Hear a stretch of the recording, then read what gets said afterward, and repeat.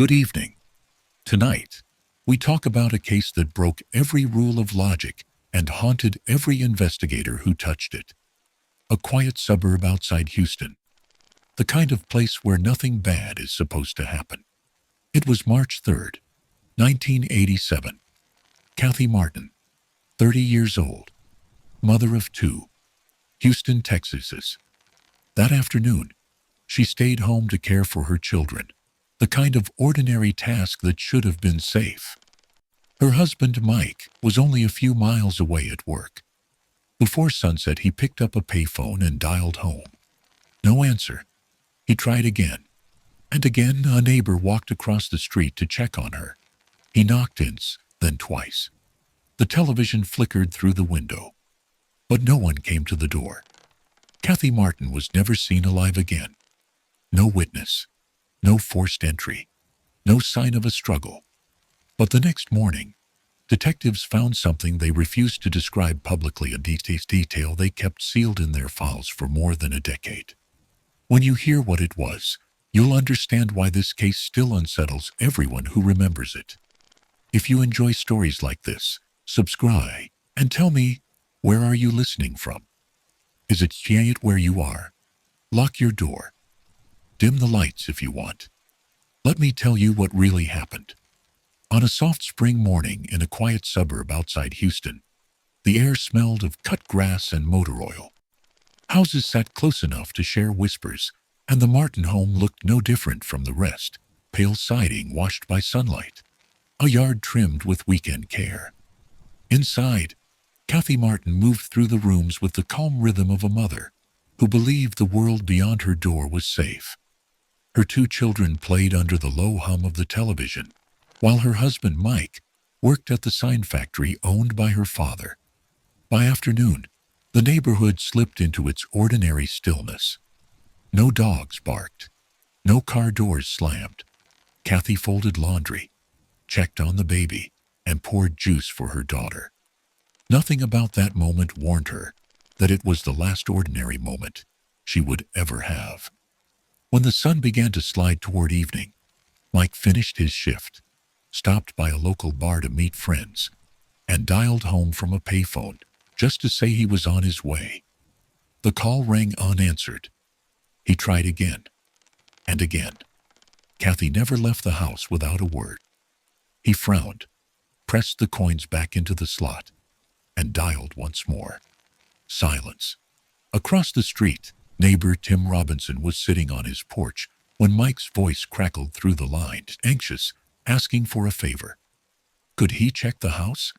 Tim agreed, slipping into his jacket as twilight colored the roofs. When he reached the front steps, the television flickered blue against the curtains. He knocked. No answer. Knocked again. Nothing. Through the window he could see Kathy's daughter on the couch, motionless, her small chest rising too slow, her eyes open but unseeing. Tim's stomach tightened. He ran to his car, drove the streets until he found a patrol cruiser, idling near a gas station, and waved them down. Minutes later, red and blue lights washed across the Martin home. Officers approached the door, found it unlocked, and stepped inside. The living room smelled faintly of iron and milk. A child's toy rested near an overturned glass. The officers split up, moving room to room, calling Kathy's name. One found the baby in the crib alive, untouched. Another pushed open the bedroom door and stopped breathing. Kathy lay on the floor naked, a cord biting into her wrists. Blood pooled beneath her body, glistening in the glow of the bedside lamp. The walls seemed to hum with silence. It was not a break-in. Nothing was stolen. No windows shattered. No sign of forced entry. Whoever had done this had been welcomed or had known how to find a key. The first officer whispered into his radio for an ambulance. The second closed the door behind him, leaning against it as if to keep the horror from spilling into the rest of the house. Outside, sirens began to rise, thin and distant. When Mike arrived, the flashing lights threw his shadow against the pavement. He moved toward the porch, confused, demanding answers. Officers stopped him at the tape, their faces blank. He noticed red stains on his shirt paint, he said, from the shop, but the color looked too much like blood in the evening light. As the paramedics carried his surviving daughter to the ambulance, the neighborhood gathered behind the tape, murmuring prayers and theories. Houston had seen crime before, but not here, not in this small pocket of trust. That night, police collected the first pieces of what would become a decades-long puzzle: fibers, fingerprints, stains, a rope. Each detail was logged, sealed, and placed into evidence. But none of it could tell the story of what happened between the last unanswered call and the first siren. The next morning, the newspaper headline read, "Only tragedy in suburbia." But for the detectives who walked those blood-dampened floors, the question was already heavier than the air itself. If there was no break-in, then who had Kathy Martin opened the door for? And somewhere in that quiet Texas neighborhood, someone already knew the answer. The house stayed sealed through the night, guarded by yellow tape that fluttered in the wind. By dawn, the quiet street looked like a war zone. Reporters waited at the curb, cameras wrapped in rain covers, their lenses pointed toward the Martin home. Inside, investigators moved slowly, careful not to breathe too loud. Every step they took pressed history deeper into the carpet. The body of Kathy Martin lay still in the middle of the room. The light cord around her wrists was the kind used for holiday decorations, thin and soft, yet it had dug into her skin until it broke. There were no signs of struggle beyond the bed, no overturned furniture, no broken glass. Whoever killed her had done so quickly, presumably, almost calmly. The lead detective, a veteran named Harlan Reeves, walked through the scene with a notepad in his hand. He had seen hundreds of violent crimes, but this one felt wrong. It was too clean, too quiet. He paused near the window, looking out toward the street where neighbors stood in their robes, whispering. It was the kind of neighborhood where people borrowed sugar, where doors were left unlocked. Now every lock would change before nightfall. In the kitchen, technicians collected fingerprints from the countertops. On the table sat a half-finished cup of coffee, still faintly warm when they arrived. The time of death, they estimated, was early afternoon. That meant Kathy had been dead for hours before anyone knocked on the door. The detectives noticed something else. The bathroom sink held traces of blood diluted by water. Whoever killed Kathy had washed their hands before leaving, wiping the faucet with a towel, later found beneath the bed. The killer had not been in a hurry. Outside, Mike sat in the back of a patrol car, hands shaking, eyes hollow. His shirt was sealed in a paper bag. He told the officers he had been at work, then out with friends. He said he had called home several times, worried when no one answered. He said all the things an innocent man would say. But the stain on his shirt, the missing hours, the calm way he spoke, they all felt wrong to the detectives listening. By mid-morning, the autopsy confirmed what the scene had whispered. Kathy had been assaulted and stabbed repeatedly, most wounds to the abdomen, 16 in total. The pattern suggested rage or obsession, someone who knew her well. At the hospital, Kathy's older daughter woke up. She had bruises across her arms, a deep cut near her temple. The doctor said she had been struck with a hand, not a weapon. When detectives asked if she remembered anything, the child's voice was barely a whisper. She said there was a man with light hair who told her to be quiet. Nothing more. That single detail, the hair color, changed everything. Mike's hair was dark. So was the neighbor's. The police took it as a fragile sign that maybe, just maybe, the killer was someone else. By afternoon, the rain started. It ran down the gutters and washed away the last of the blood on the porch. Reporters left. Neighbors shut their blinds. The Martin home stood empty, filled only with the smell of bleach and silence. In the evidence locker sat the string of lights, coiled neatly in a paper bag. Detectives would stare at it for years, knowing that somewhere on its surface lay the skin of a man they could not yet name. And as the case faded from the headlines, the silence it left behind began to grow louder than the crime itself. The sun was already high when Detective Reeves returned to the Martin house. The rain had passed, leaving the streets washed clean, but the air carried that strange stillness that follows tragedy. Inside, the smell of disinfectant mingled with the faint metallic scent of blood that no one could quite scrub away. Reeves stood in the doorway of the bedroom, tracing the outline of the scene in his mind. He thought about time, the missing hours between 1 o'clock and 6, when the world outside had carried on unaware. Somewhere in those hours, a life had been taken, and a family quietly destroyed. He pulled the blinds open, letting light spill across the floor. The pattern of dust near the dresser caught his attention. A single footprint, faint but clear, smaller than a man's boot. The technicians had missed it. Reeves crouched low, studying the tread. A running shoe, maybe. The kind sold at every discount store in Texas. It was nothing, and yet it was something. In the living room, the television still stood frozen on a children's show. The officers had left. It paused, as if afraid to disturb the moment the crime had interrupted. Reeves stared at the cartoon faces smiling on the screen, then turned his eyes to the couch where the little girl had been found. The cushion still bore the small indentation of her body. He imagined Kathy hearing the front door creak, the instinctive fear of a mother trying to protect her children, and the quiet plea that no one would ever hear. He had seen it before, the calculated cruelty that hides behind familiarity. Whoever walked through that door had not been a stranger. At headquarters, the evidence table gleamed under harsh fluorescent light. A stack of Polaroids showed Kathy's injuries, the light cord, the streak of blood on the bathroom tile. The lab had nothing new to offer. No fingerprints that didn't belong. No forced entry.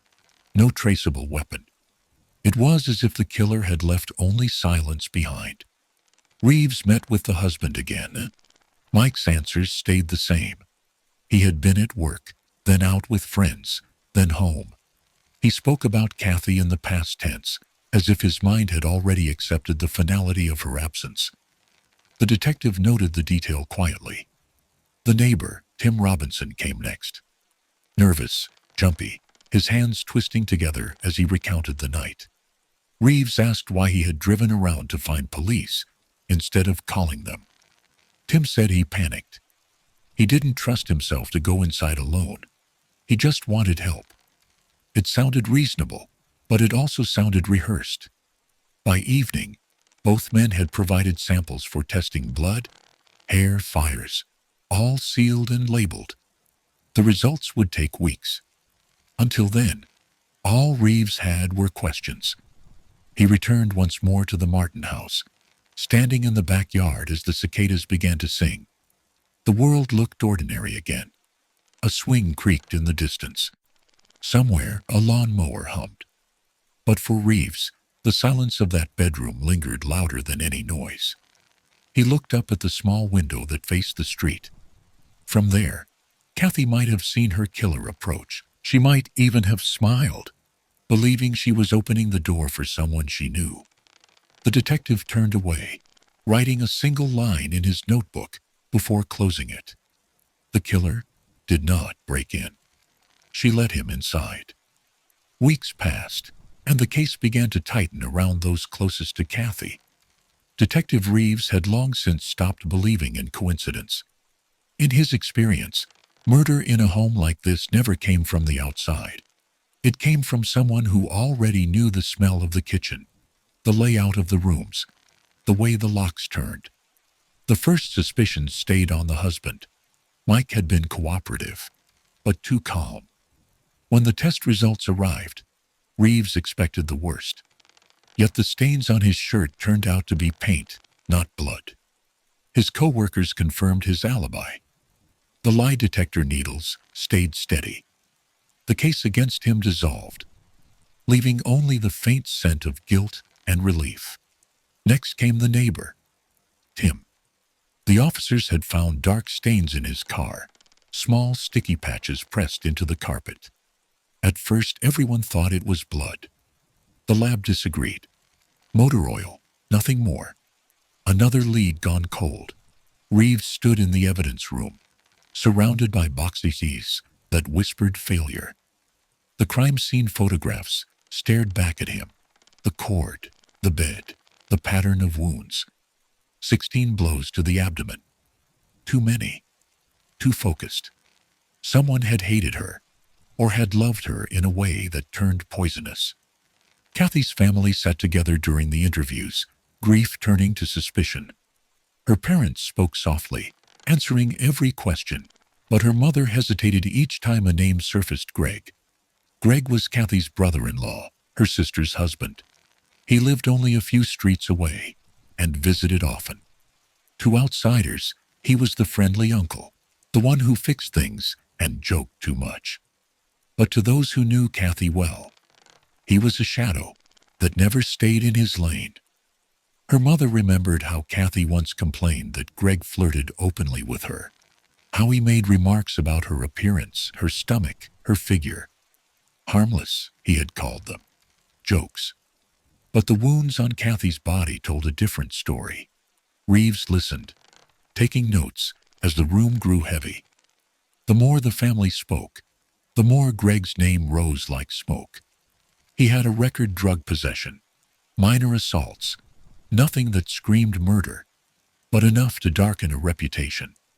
And the time of the killing lined up too well with his unexplained 4-hour window. When police called Greg in, he smiled through the questions. He said he had been with a friend. He said he had nothing to hide. He said he barely knew Kathy. But when asked why his fingerprints were found on a glass inside her home, his smile faltered. He explained it easily. He visited often, helped with small repairs, had a drink of water, nothing more. The explanation fit, but Reeves didn't believe it. Not entirely.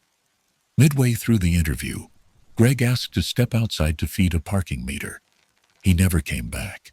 2 days later, Reeves found him at home, calm again, confident. He repeated the same story, word for word. His wife, Kathy's sister, supported every line. But something in her eyes told Reeves she was holding more than truth. When the DNA results came back, the partial match was unsettling, not conclusive, but close enough to narrow the circle. The biological evidence taken from Kathy's body shared a blood type with Greg. Reeves pressed harder. Greg changed his story again. He now claimed that Kathy had been romantically involved with him, that what happened between them had been consensual. But everyone who had ever known her said otherwise. Kathy had been uncomfortable around him. She avoided him whenever she could. The case file thickened with contradictions. The evidence was real, but never enough. Greg walked free, his smile returning as the years rolled on. Still, in Reeves's mind, the picture never faded. A man with light hair. A woman who trusted family more than strangers. A door left unlocked in the afternoon heat. Blood could be washed away, but silence stayed. And somewhere, beneath that silence, a brother-in-law still carried the weight of a secret he would not confess. Time did what it always does to old cases. It blurred the edges. The names, the faces, the suspects faded into memory, replaced by new investigations, new tragedies. But the Martin case never left Detective Reeves's mind. He still pulled the file from time to time, leafing through the photographs, the reports, the old notes. Each detail felt heavier than the last, as if the truth was buried somewhere beneath the dust and the years. For a decade, the investigation had stalled. Reeves had no new leads, no fresh evidence. And then a shift in technology that felt like a whisper at first, but soon became a roar. DNA. It was the early 2000s when advances in forensic science opened a door that had once been sealed shut. Back then, DNA testing was in its infancy, crude at best. But now, it was a tool sharp enough to cut through the layers of time and deception. The detectives revisited every piece of evidence: the rope, the bloodstains, the fibers, the hair. Each item had been collected, logged, and forgotten. But now, with modern technology, the smallest trace could tell a story. The lab re-examined everything, working through the long nights, pushing the boundaries of what was possible. It was in the fibers collected from the living room carpet that they found their first break. A single hair. Just one. But when it was matched against Greg's DNA, the lab confirmed it. The blood type, the hair, the fibers, all of it belonged to him. For years he had been a shadow, a name that never quite fit. But now the science laid bare the truth. Greg had been in that house.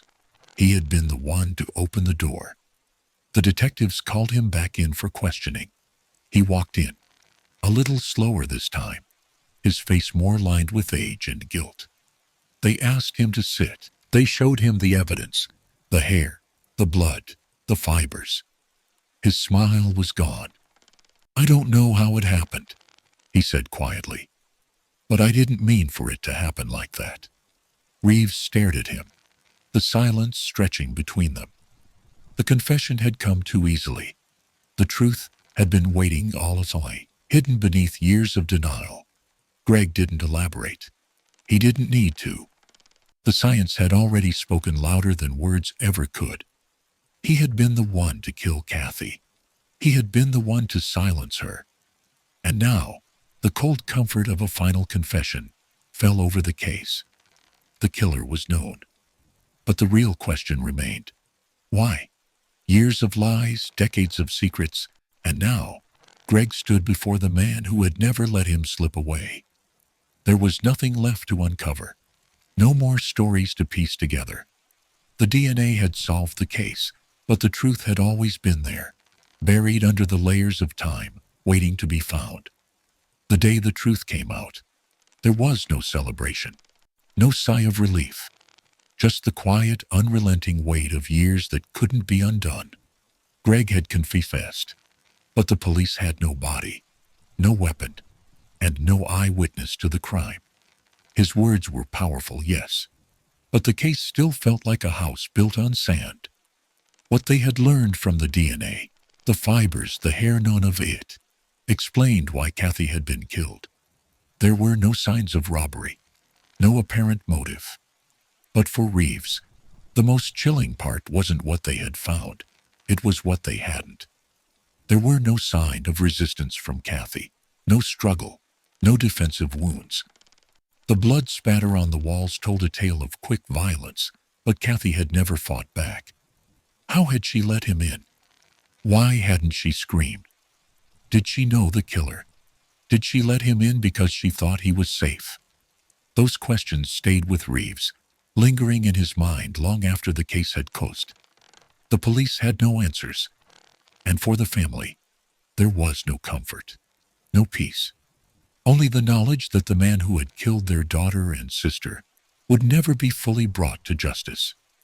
The confession had been enough to close the case, to mark it as solved. But the haunting questions never stopped. It didn't matter that Greg was in prison, serving his time for a crime that had shaken the Martin family to its core. Kathy's parents had lost their daughter, and that loss would never be filled, no matter how many years passed. But even though the trail had gone cold, the case would never be forgotten. It was a reminder to everyone, victims, detectives, families, that sometimes, even when justice is served, it doesn't feel like justice at all. The house where Kathy had lived stood silent, abandoned, eventually sold off to strangers who never knew the grief it had witnessed. The neighborhood went on, but there were whispers in the wind. They were faint, but always present. A mother's death, unsolved for years, would leave a scar on a community. And as for Greg Yeoh, behind the bars of his cell, he would never be able to explain the silence that surrounded the murder, or why he had chosen to end Kathy's life. The mystery of the empty hands, the unanswered questions about why he had done it, would never leave him, even if the law did. Weeks had passed, and still, no one knew what happened that afternoon. The police had closed the door on Mike, on Tim, and even on Greg. The case seemed to be running on reams, the same questions, the same suspects, the same dead ends. But Detective Reeves couldn't shake the feeling that the answers weren't found in the bloodstains or the fibers. They were somewhere deeper, hidden in the lives of the people closest to Kathy Martin. He knew the pattern well. Families don't always speak the truth. People lie, hide, and protect what they love most. Sometimes it takes a break in the case to make them open up, to reveal what they never intended to see. And that break came one morning, months after the murder, when the case files arrived at Reeves's desk. He had been reviewing the old case notes, scanning the timeline of events. There was a name he had glossed over before: Sarah. Sarah was Kathy's best friend. She had known Kathy for years, had shared secrets, and even celebrated holidays together. They were close, like sisters. When Kathy's family was questioned, they had mentioned Sarah only in passing, as if her name was just another part of the history. But something about Sarah's interview hadn't sat right with Reeves. He couldn't remember exactly what it was, but there was something in her voice that didn't match her words. So he called her in for another round of questioning. Sarah was a tall woman in her late 30s, with bright eyes that looked like they had seen too much. When she walked into the room, she didn't seem nervous, but Reeves knew better. The calm ones are always the most dangerous. He watched as she sat across from him, her hands folded neatly on the table. "Tell me again about the day you found out Kathy was dead," Reeves said softly, his voice calm. Sarah hesitated, a flicker of something passing across her face. I was shocked," she said, a slight tremor in her voice. "She was my best friend. I just couldn't believe it. It didn't seem real. Did Kathy ever mention anyone unusual?" Reeves pressed. "Someone who might have hurt her?" Sarah looked down at her hands. "No, not really. She just said things about Greg sometimes, but she never went into detail. She never told me much." Reeves watched her carefully, noticing the way her shoulders tensed as she spoke. "You were close, right?" he asked. "Really close?" Sarah nodded. "Yes, she was like a sister to me." Reeves leaned in slightly. "But you didn't tell me about Greg before." Her eyes darted to the door, a nervous habit. "I didn't think it was important," she muttered quickly. Reeves's voice grew harder. "What about the night she was killed? Where were you?" "I was home," Sarah answered quickly, but her voice wavered. "I was home with my husband. We had dinner and watched TV. I wasn't with Kathy." Reeves stood, stepping slowly around the room. "You never mentioned anything about Greg. I think you're holding something back. You didn't tell me everything, Sarah. What do you know?" The room was heavy with the silence that followed. Sarah shifted in her chair, looking away, her mind racing. After a long pause, she spoke, her voice barely above a whisper. "There was one night," she began, her voice cracking. "Greg, he came to my house one night. He told me he needed to talk. He was so angry, but he wouldn't tell me why.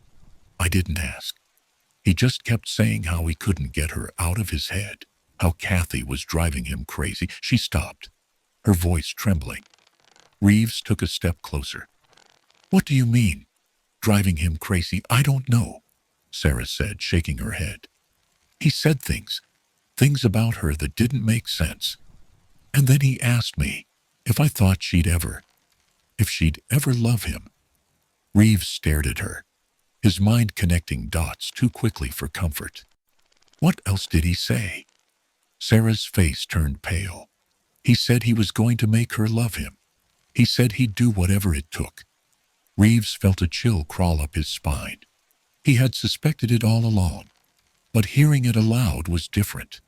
Sarah had just given him the missing piece. Greg hadn't killed Kathy out of rage or fear. He had killed her out of obsession. And now, with this new revelation, Reeves could see the entire case in a new light. The jealousy, the hidden desire, the twisted belief that Kathy was somehow his, to control it all, made sense now. But the question remained, could he prove it? Or had Greg already covered his tracks too well? For the first time in months, the detective felt a flicker of hope. The monster had been among them the whole time. It was just waiting to be uncovered. Days bled into weeks as Detective Reeves dug deeper into Greg's life. The more he uncovered, the clearer the picture became: a man whose obsession with Kathy had turned into something darker, something dangerous. Greg had always been part of Kathy's life. He was the brother-in-law, the friendly face at family gatherings, the guy who showed up to fix the fence or help with a broken appliance. But that's not what people saw when they looked at him. They saw a man on the edge, a man whose emotions were thinned, whose anger smoldered under the surface. Reeves had learned a lot about him in the days following Sarah's confession. Greg had been in trouble before. Minor things that should have raised flags, a history of petty crimes, a few brushes with the law that never quite escalated. But now, as the pieces started to fall into place, it became clear that Greg's anger was no longer just an inconvenience. It was a threat. He had told Sarah that he couldn't get Kathy out of his mind, that he would do whatever it took to make her see him the closest way he saw her. It was almost too perfect.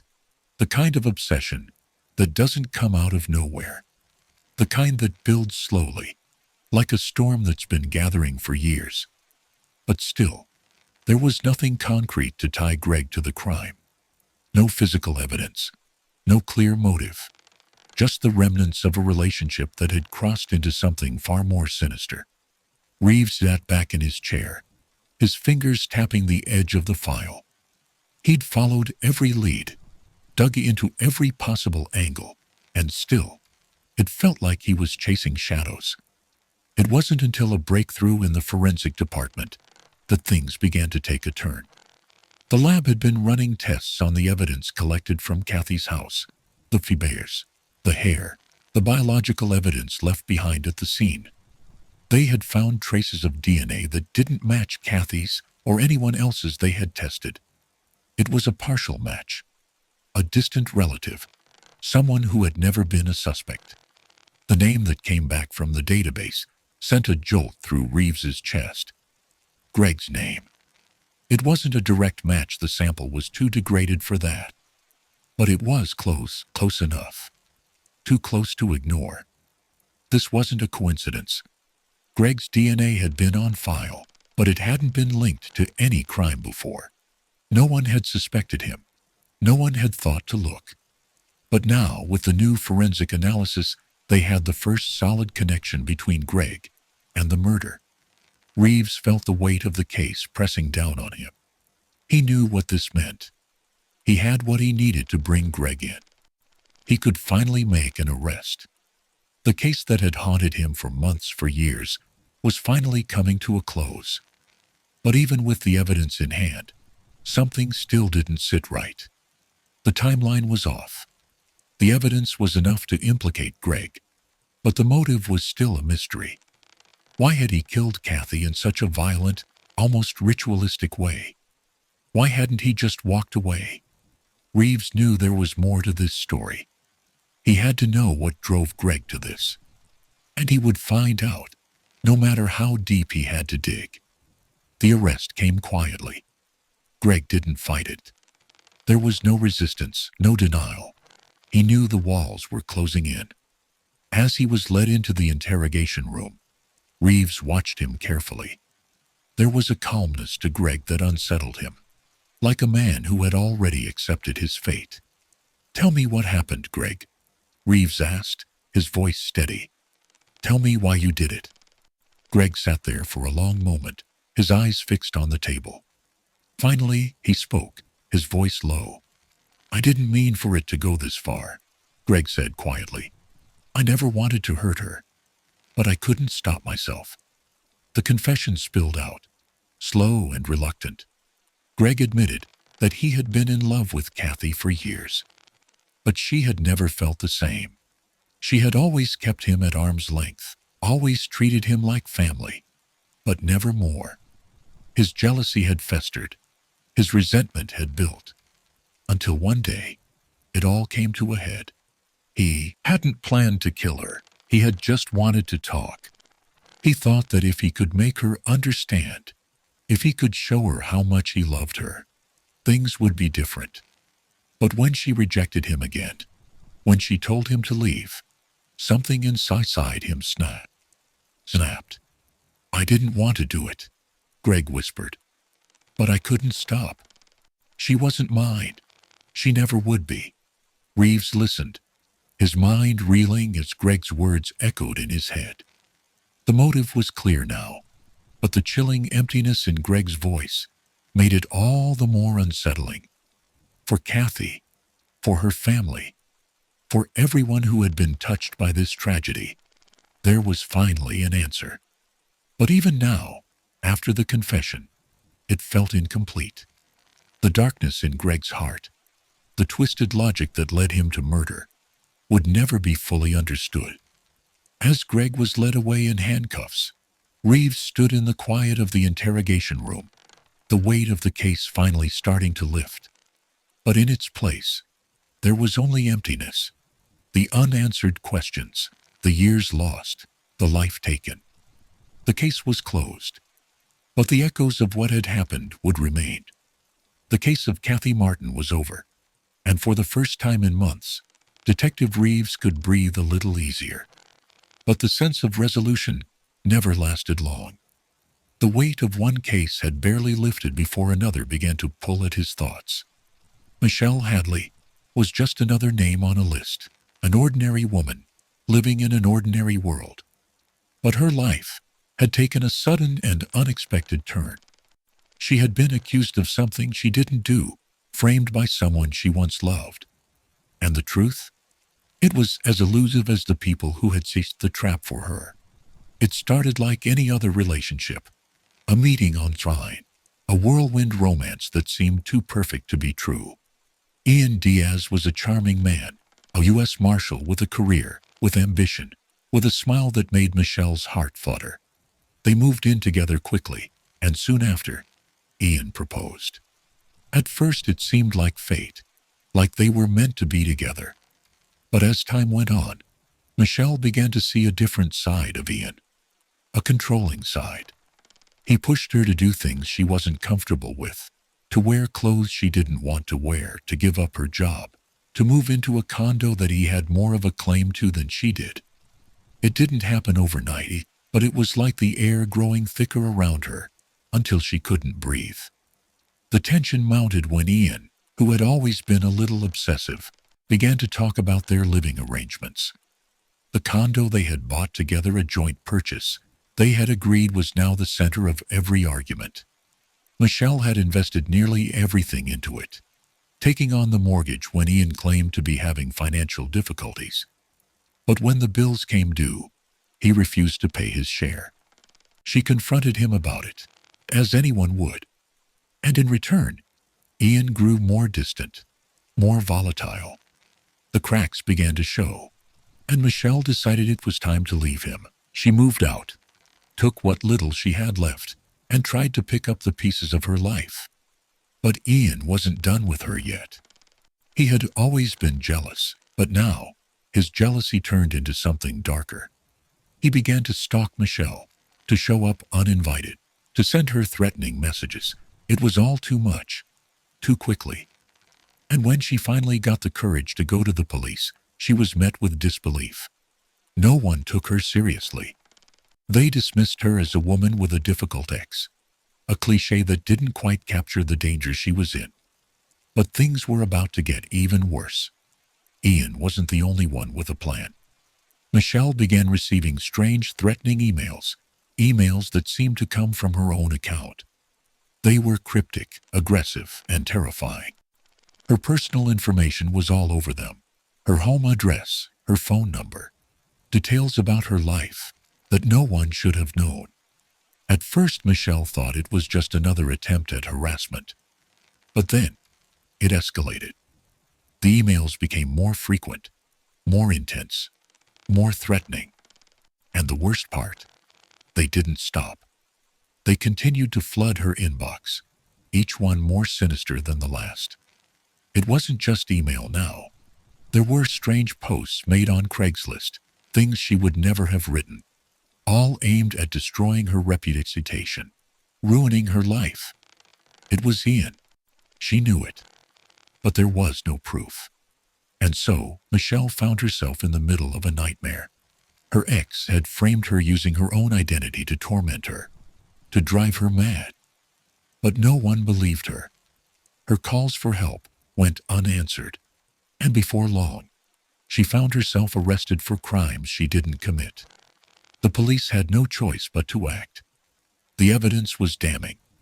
It was as if Michelle had made the posts herself, written the emails, orchestrated the entire scheme. But she hadn't. Not one bit. She was the victim in this twisted game.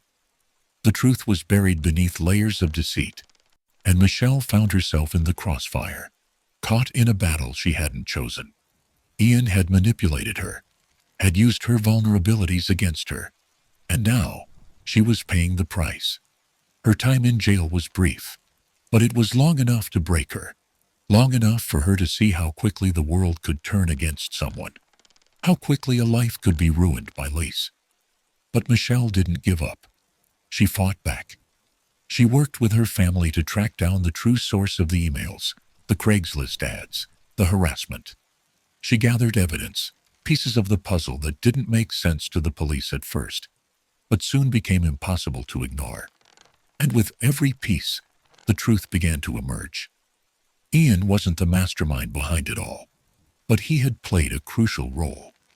And when Michelle's family finally found the smoking gun, the key piece of evidence that connected the dots, they were able to expose the real culprit behind the scheme. It wasn't just Ian. It was his fiancée, Angela Connell. Angela had been the one pulling the strings. Angela had used Ian's jealousy and Michelle's vulnerability to orchestrate a campaign of destruction, to ruin Michelle's life. Angela had created the fake profiles, sent the emails, posted the ads, all in an effort to destroy Michelle's happiness. But when the truth came to light, Angela was arrested, and Michelle was finally free. However, the damage had already been done. Michelle's life had been turned upside down. Her reputation had been tarnished, and her name was dragged through the mud. But at least she had justice. Michelle Hadley's case was a reminder of how easy it is for a person's life to be turned upside down by someone with a vendetta. It was a reminder of the dangers of jealousy and manipulation, of how quickly the truth can be obscured when people have the power to destroy. And yet, for all that she lost, Michelle emerged from the ashes, stronger than before, determined to rebuild her life and never let anyone take her peace again. For Michelle Hadley, the hardest part of her ordeal wasn't the wrongful arrest, or even the nightmare of being framed. It was what came after the slow crawl of the legal system, the weight of the injustice, and the destruction of everything she had worked so hard to build. After Angela Connell's arrest, the evidence Michelle had fought so hard to uncover finally started to make sense to the authorities. Angela, along with Ian, had orchestrated a masterful web of deception, using fake email addresses, false Craigslist ads, and social media profiles to trap Michelle in a nightmare she didn't deserve. But even though the truth was starting to surface, Michelle's fight was far from over. The damage had been done, and it wasn't just about clearing her name anymore. It was about repairing the emotional scars, the loss of her reputation, the time she had spent behind bars for a crime she never committed. The legal battle stretched on for months, as Michelle's lawyers worked tirelessly to expose the full extent of Angela and Ian's scheme. They had to trace the IP addresses, the email trails, and the anonymous posts. Each piece of evidence uncovered felt like a small victory. But there were no quick wins in a case like this. It was a slow grind, a process that tested Michelle's patience and resolve. As the case progressed, Michelle found herself constantly reminded of how close she had come to losing everything. The emails, the Craigslist ads, they had painted her as someone she wasn't. Someone who was willing to destroy the life of another woman out of spite and jealousy. That couldn't have been further from the truth. Michelle had always been a woman of integrity, but now her name was synonymous with lies. Her reputation was shredded. Her career was in ruins. Friends and colleagues who had once trusted her now looked at her with suspicion, unsure of what had really happened. Michelle couldn't blame them. The lies had been so convincing, so well crafted, that even those closest to her had been duped. They believed the narrative painted by Angela and Ian. They believed the fake emails, the manipulated texts, the fraudulent accounts. It wasn't until the forensic evidence finally broke through the IP addresses, the patterns of activity, that the truth started to clear Michelle's name. Angela had been using Michelle's identity to send threatening emails and post explicit content. She had even gone as far as to impersonate Michelle online, making it seem as though she had committed crimes she had never even thought of. But it wasn't just the emails that held Michelle captive. It was the feeling of being watched, the feeling of constantly being judged for something she didn't do, the constant reminders that she had been a target of someone's cruelty, that her life had been turned upside down because of a sick obsession. Despite the mounting evidence and Angela's eventual arrest, Michelle's journey was far from over. She had to fight, not just for her freedom, but for her life. She had to rebuild everything piece by piece, starting with her own identity. Every day felt like a new battle, a new court hearing, a new legal fight. When the trial finally came, it was nothing like Michelle had imagined. She sat at the defense table, her hands clenched tightly in her lap, as Angela Connell's fate was sealed. Angela pled guilty to 10 felonies, including perjury and false imprisonment. She was sentenced to 8 years in prison. Ian, too, faced charges for his role in the elaborate scheme. But the legal victory didn't feel like a victory at all. Michelle couldn't erase the memories of the emails, the whispers, the court hearings.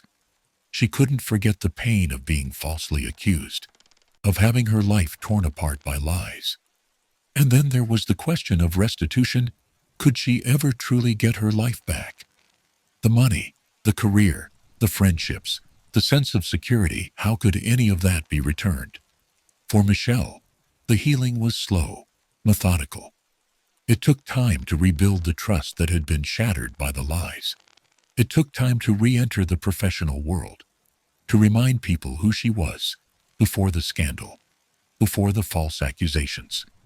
But over time, she started to rebuild her life. Slowly, the pieces started to fall back into place. She earned her MBA, landed a solid job in marketing, and even found love again. It wasn't easy, and it wasn't quick. But Michelle was determined. She wasn't going to let what had happened define her. She wasn't going to let the emails, the lies, the manipulation, take everything from her. She had been through too much to let it all slip away. As for Ian and Angela, they were left to deal with the consequences of their actions. Angela had served her time, but Ian's betrayal lingered, leaving behind a trail of emotional scars that would take much longer to heal. But for Michelle, the hardest part was finally over. She had fought the battle, and she had won. Not just for her freedom, but for herself. The world had a way of moving on without asking permission. While Michelle's legal battle raged on, the rest of society kept turning. The world wasn't going to wait for her to catch up. And yet, Michelle couldn't shake the feeling that no matter how much time passed, she would never quite escape the scars of what she'd been through. The emails, the accusations, The courtroom, it was like a shadow that hung over her, no matter how much sunlight filtered through the cracks in her life. Even after Angela's conviction and Ian's sentencing, there was a hollow space in Michelle's heart, a sense of something lost, something never received. Yes, she had been vindicated, but the cost had been enormous. The path to recovery wasn't as simple as signing a contract, as getting her life back in order.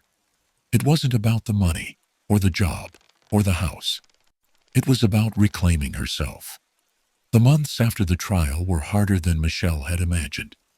Every step forward was met with resistance. Old friends who had turned away, family members who hadn't known what to believe, colleagues who now saw her with a mix of pity and wariness. They were all wondering, had Michelle really done this to herself? Or had she just been unlucky enough to fall victim to the wrong person's game? Michelle spent long nights questioning what she had learned from the ordeal. She'd been naive once, trusting people who didn't deserve it. She had let her guard down, opened her heart to the wrong person. In the end, it wasn't the legal system that hurt her most. It was the betrayal, that deep emotional wound that came from someone she thought she could trust. Ian had been the man she loved, and Angela had been her friend. The betrayal wasn't just about their lies.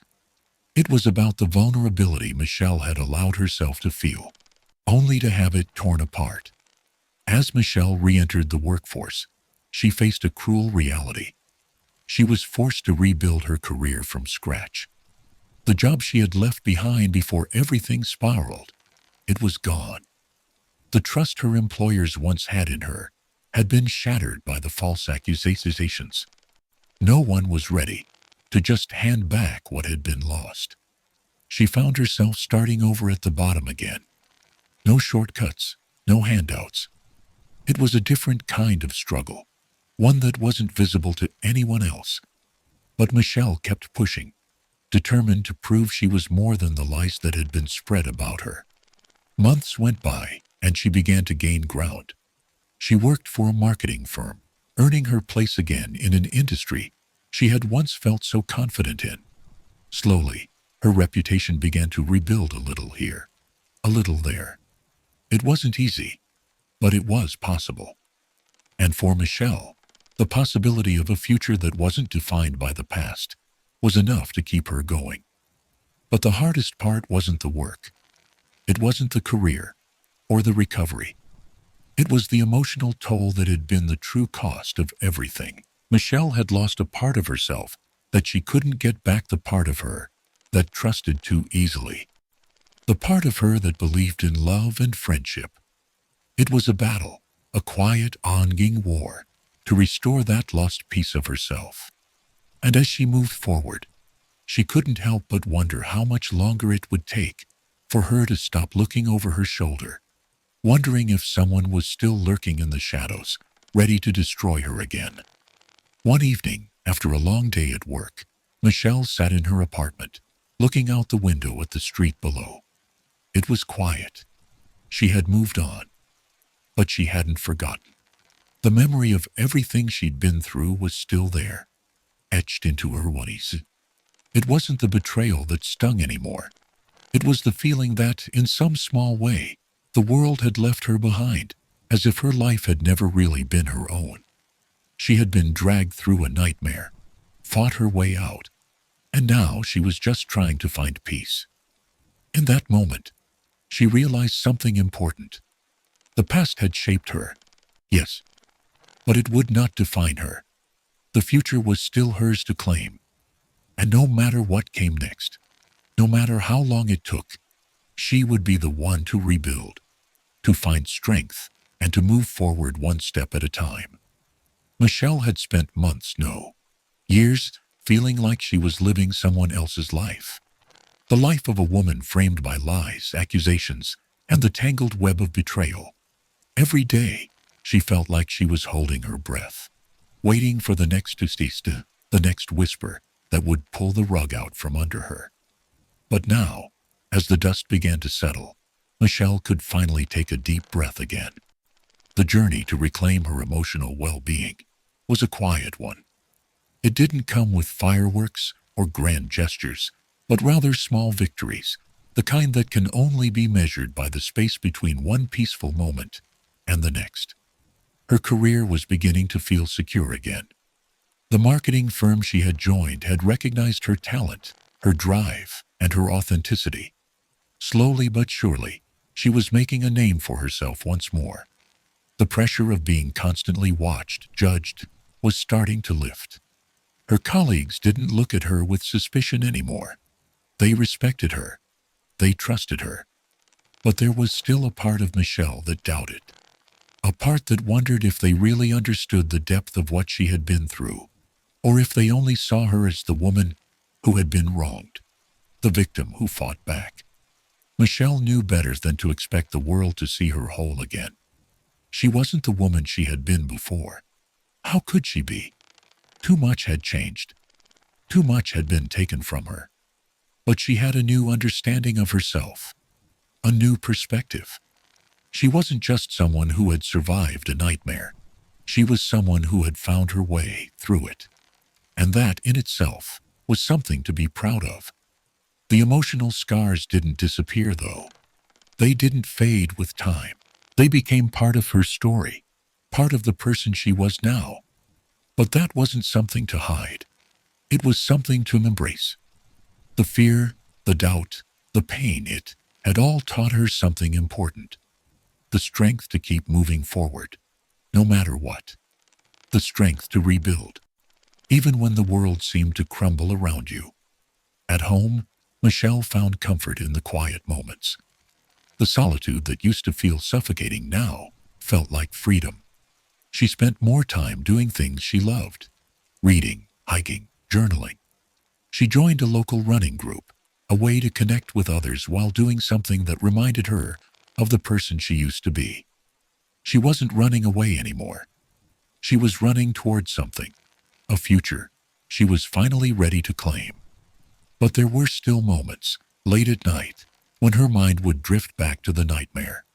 She'd remember the feeling of being trapped in her own life, the sense of helplessness, the anger at being misunderstood.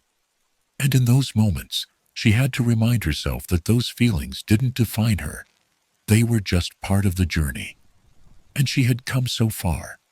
She had learned how to forgive herself, something that hadn't been easy.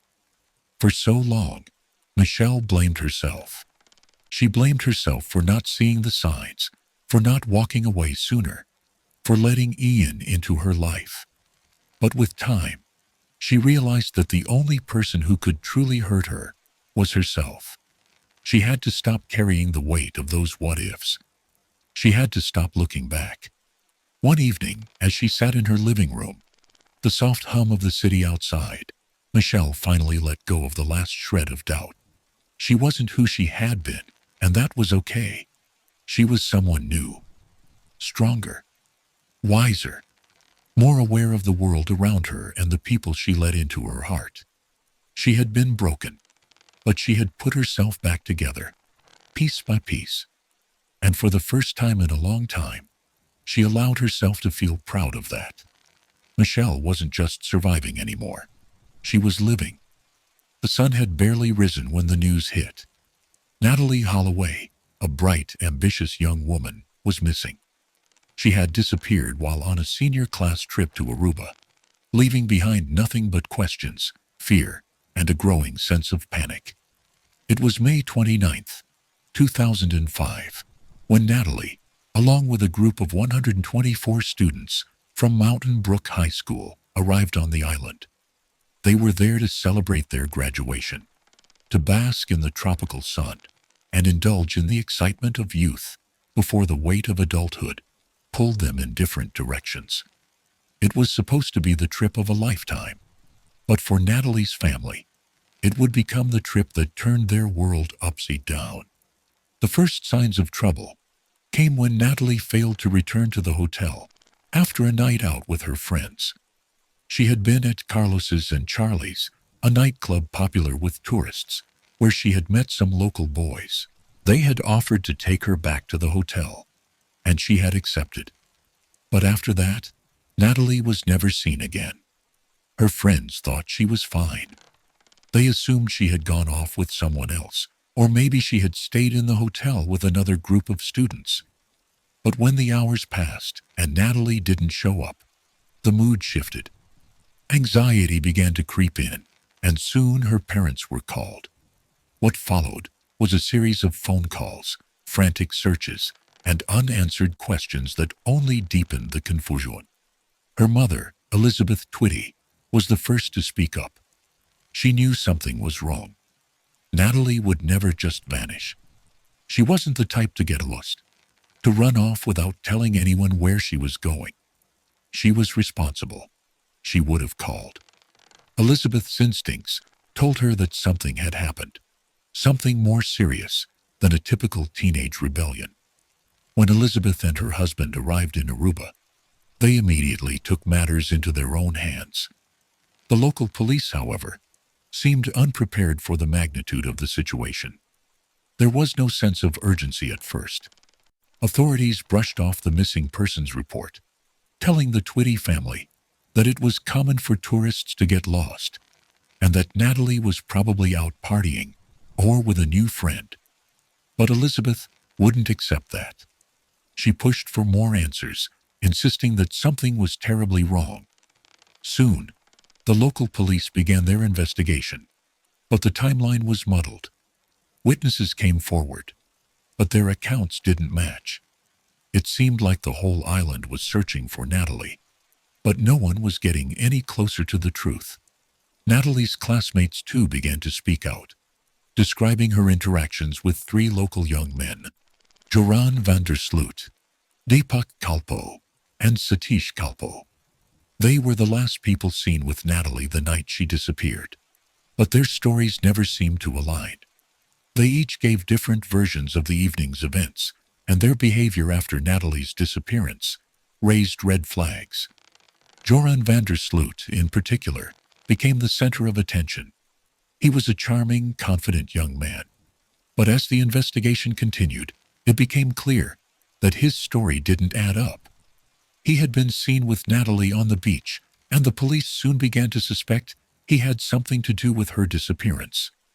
In the following days, more information came to light. Surveillance footage from the nightclub confirmed that Joran had been with Natalie at some point, but the footage cut off, leaving no real evidence of what had happened. The 3 men were brought in for questioning, but they denied any involvement in Natalie's disappearance. Despite the mounting evidence, no one could prove exactly what had happened to Natalie. The police searched the island, combing through beaches, caves, and dense forests, but all they found were dead ends. There was no sign of Natalie. Her personal belongings were found in her hotel room, but that was all. Days turned into weeks, and weeks turned into months.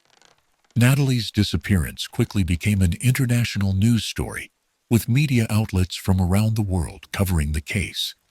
Elizabeth Twitty fought tirelessly to keep the pressure on the local authorities, refusing to give up on her daughter. But as time passed, frustration set in. The police had no new leads, and the investigation seemed to stall. Joran van der Sloot continued to maintain his innocence, and without concrete evidence, he couldn't be charged. Meanwhile, the Kalpo brothers, who were also suspects, were released. It wasn't until years later that new information surfaced, information that would change the course of the investigation.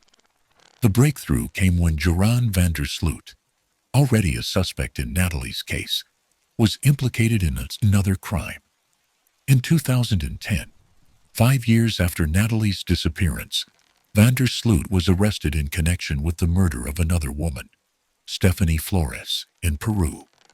The circumstances surrounding Stephanie's death were eerily similar to those of Natalie's, and in the wake of his arrest, Joran finally confessed to what had happened to Natalie. According to van der Sloot, he had taken Natalie to a secluded area on the beach where they had a heated argument. In his confession, he admitted to having killed her in a fit of rage. But his confession was murky, inconsistent, and filled with details that didn't match the evidence. He claimed he had disposed of Natalie's body, but her remains were never found. Despite his confession, authorities couldn't prosecute van der Sloot for Natalie's murder, as his statements were not admissible in court. However, his arrest in Peru for another murder brought renewed attention to Natalie's case, and in the years that followed, investigators continued to search for new leads, hoping to bring closure to the Holloway family. To this day, Natalie's body has never been found, and the full truth of what happened that night remains a mystery. But for Elizabeth Twitty, the pain of not knowing will never fade. The questions, the what-ifs, the endless waiting, it's a heartbreak that doesn't heal. And as the world moved on, one truth remained. Natalie Holloway's case was not a story of a girl lost in paradise. It was a story of a life stolen, a tragedy that still haunts, still lingers, still demands an answer. For most parents, the unimaginable is the thing they fear most, the loss of a child. But for Dave Holloway, the unimaginable was his daily reality. The morning Natalie went missing was the last time he would ever see his daughter.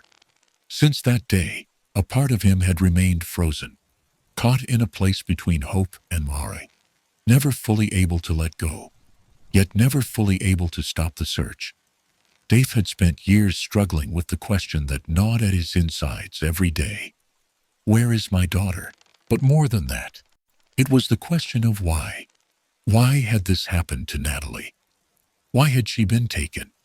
And why had the island of Aruba turned into a place of darkness instead of healing?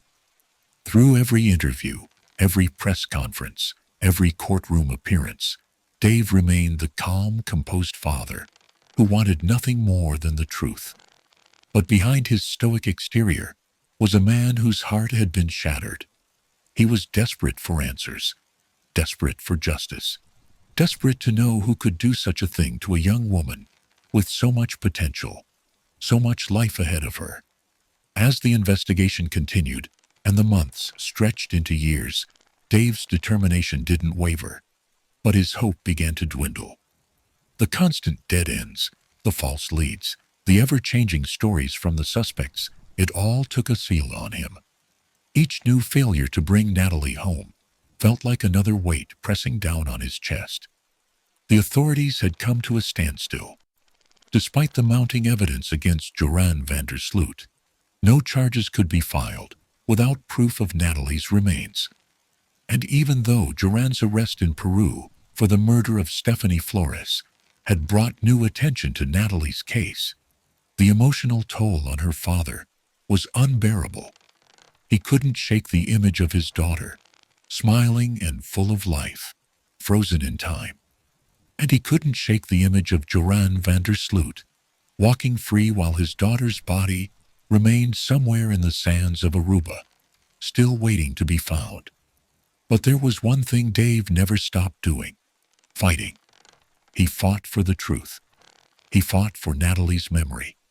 He fought for justice, even when the world around him seemed to be losing interest in a case that was quickly fading from the headlines.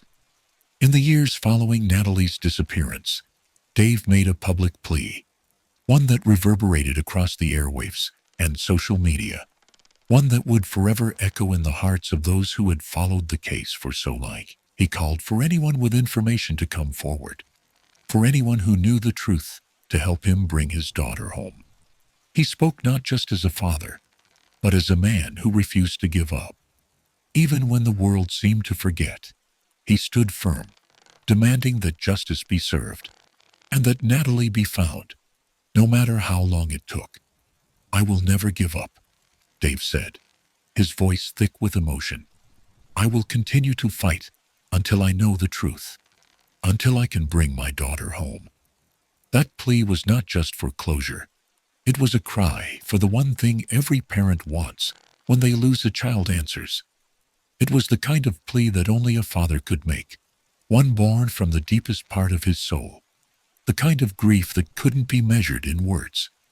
It was in these moments, the quiet, painful ones, the late-night phone calls, the moments when he had to remind himself to keep going, that Dave found his true strength. It wasn't just about finding Natalie's body. It was about finding justice, about ensuring that the world knew what had happened, that his daughter's story would never be silenced. When the news finally broke that Joran van der Sloot had confessed to Natalie's murder, Dave's first reaction wasn't relief. It wasn't even anger. It was exhaustion. The confession came years too late. It came after so much pain, so much loss, that it felt like too little, too late. But it was still something. It was still a piece of the puzzle, a truth that could finally be put to rest. For years, Dave had waited for this moment. But even as he heard the words, the weight of them didn't lift his heart. There would be no real closure until his daughter was found, until she was returned to the family who had been waiting for her for so long. The fight for justice continued. The courtroom battles raged on, but the family's wounds remained deep. Even with Joran in prison for another murder, and even with the confession, there was still so much unanswered. Dave, like the rest of the world, was left with the painful truth that no confession could bring back what had been lost. And yet, through it all, Dave Holloway remained unwavering. As the years passed and the fight continued, one thing never changed: his love for Natalie, his promise to never give up, his belief that one day the truth would come to light. For Dave, this was no longer about solving a case.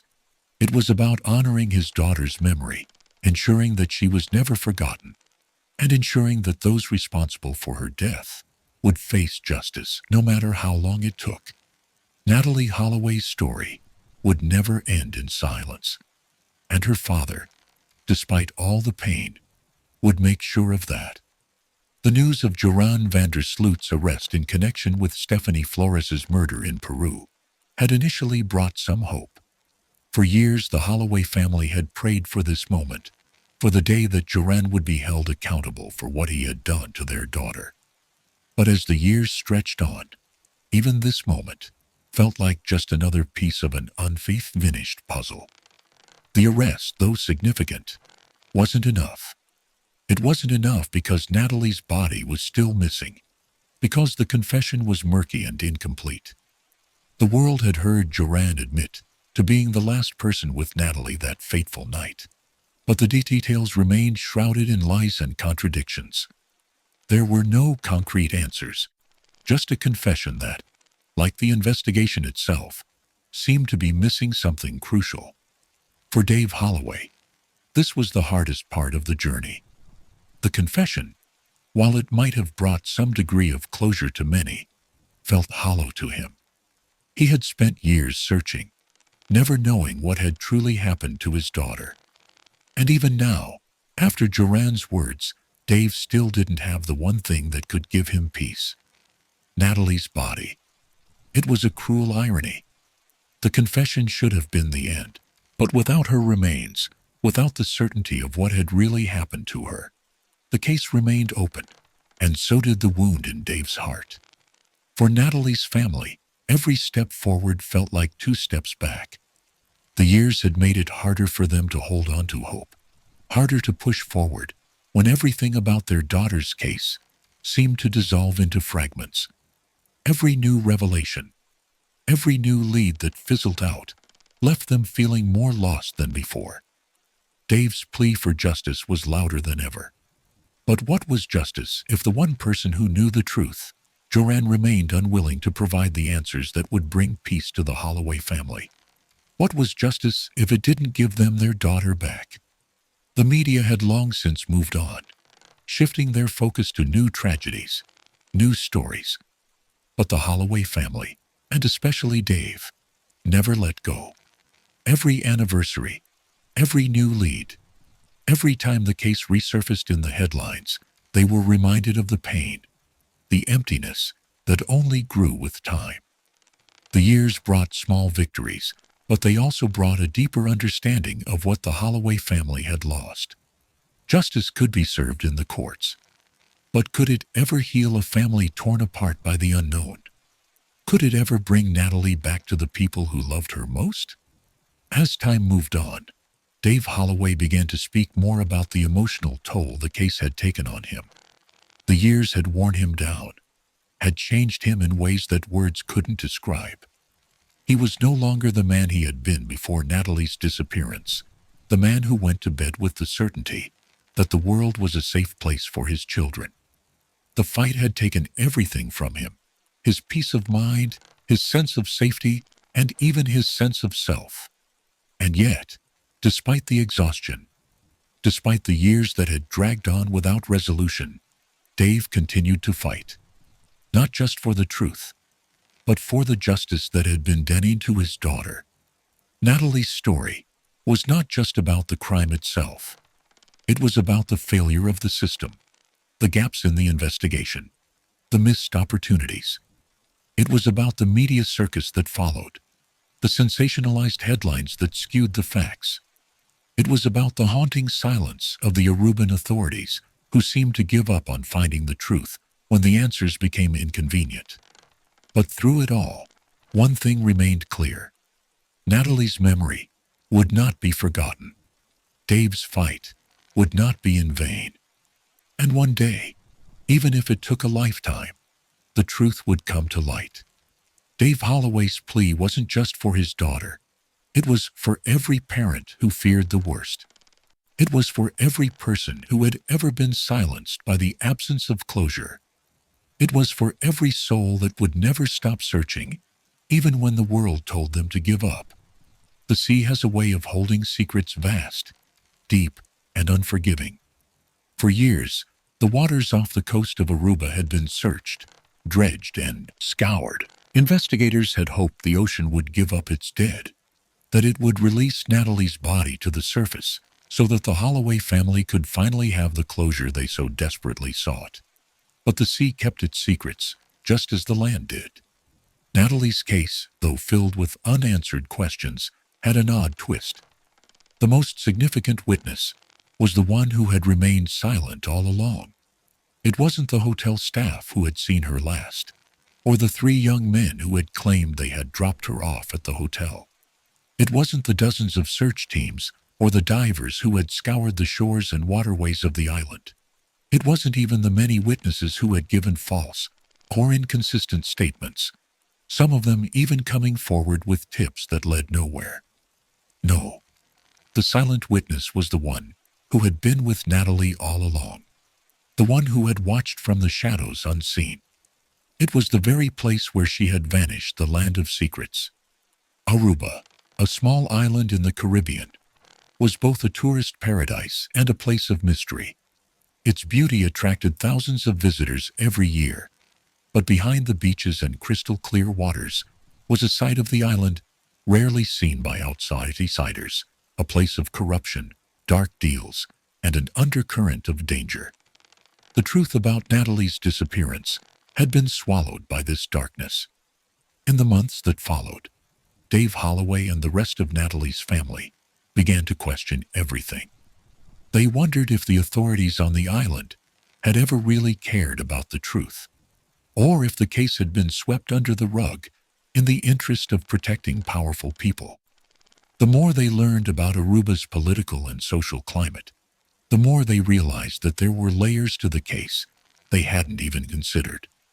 The island had its own rhythm, its own rules. The Holloway family began to hear stories of local law enforcement's reluctance to pursue certain leads. They heard rumors about cover-ups, about wealthy individuals whose connections could easily hide the truth. And in the midst of it all, the 3 young men who were last seen with Natalie Joran van der Sloot, Deepak Kalpoe, and Satish Kalpoe, continued to evade true justice.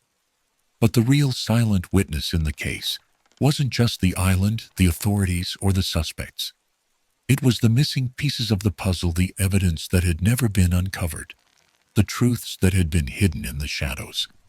No one knew for certain whether the missing pieces would ever surface or whether they were buried too deep to ever be revealed. Joran van der Sloot, after all, had a story of his own. His history of deception and manipulation had become clear to the investigators. Yet even as his confessions came in bits and pieces, each more conflicting than the last, There was no resolution. The confession he had given about Natalie's death, though chilling, was just as unclear as the rest of his story. The mystery surrounding her death only deepened when Joran's subsequent arrest for the murder of Stephanie Flores in Peru sent ripples through the investigation. That arrest brought renewed attention to the case, but it wasn't the definitive answer Natalie's family had hoped for. Joran's manipulations in both cases were too calculated, too cold, to offer any true sense of closure. But the silent witness was also something else. The island itself. Over the years, the place where Natalie disappeared had been overrun with tourists, investigators, reporters, and even private investigators hired by her family. Yet the one thing they all failed to do was look inward to the island's hidden underworld, where things were swept under the rug, where money could buy silence, and where real justice often took a backseat to power and influence. As time passed, more theories surfaced. Perhaps Natalie had never been taken to the hotel that night at all. Maybe she had been driven somewhere else. Maybe the island, with all its shadowy deals and veiled truths, was hiding something far more sinister than anyone had imagined. For Dave, the idea that the case would never be fully solved was too much to bear. Every new development, every small lead that turned into another dead end, chipped away at his strength. But still, he held on. Still he fought. He fought for his daughter, for his family, for the truth that had been buried in the silence of Aruba's hidden corners. And yet, for all the fighting, the waiting, and the hoping, Natalie's case remained just another piece of the island's dark history. One of many. The world had moved on. The media coverage had shifted to new stories, new faces. But for Dave Holloway, the search for his daughter never stopped. Each passing day only deepened the wound that had never truly healed. It was a wound made of questions, of possibilities, and of frustration, a wound that the authorities, the media, and even time couldn't seem to fix. Dave had become more than just a father, looking for his missing daughter.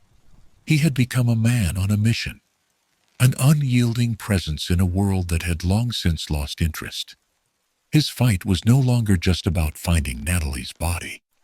It was about finding the truth, even if that truth meant facing the darkest corners of a society that had once promised to protect her. The search had taken Dave to places he never imagined he would go. He had been to Aruba more times than he could count, walking the beaches, speaking to locals, knocking on doors. He had spent sleepless nights combing through witness reports, analyzing clues that never led anywhere. The police had long since stopped actively searching. The media had lost interest. But Dave? He kept going. He couldn't stop. Every time he returned to Aruba, he was confronted by the same overwhelming sense of helplessness. There were no more leads, no more tips. The island had grown quiet again. The authorities had moved on. But Dave had not. There was something that weighed heavily on him, the guilt. The guilt of a father who hadn't been there to protect his daughter. The guilt of a man who had failed to shield her from whatever had happened that night. Could he have done more? Could he have been the one to keep her safe?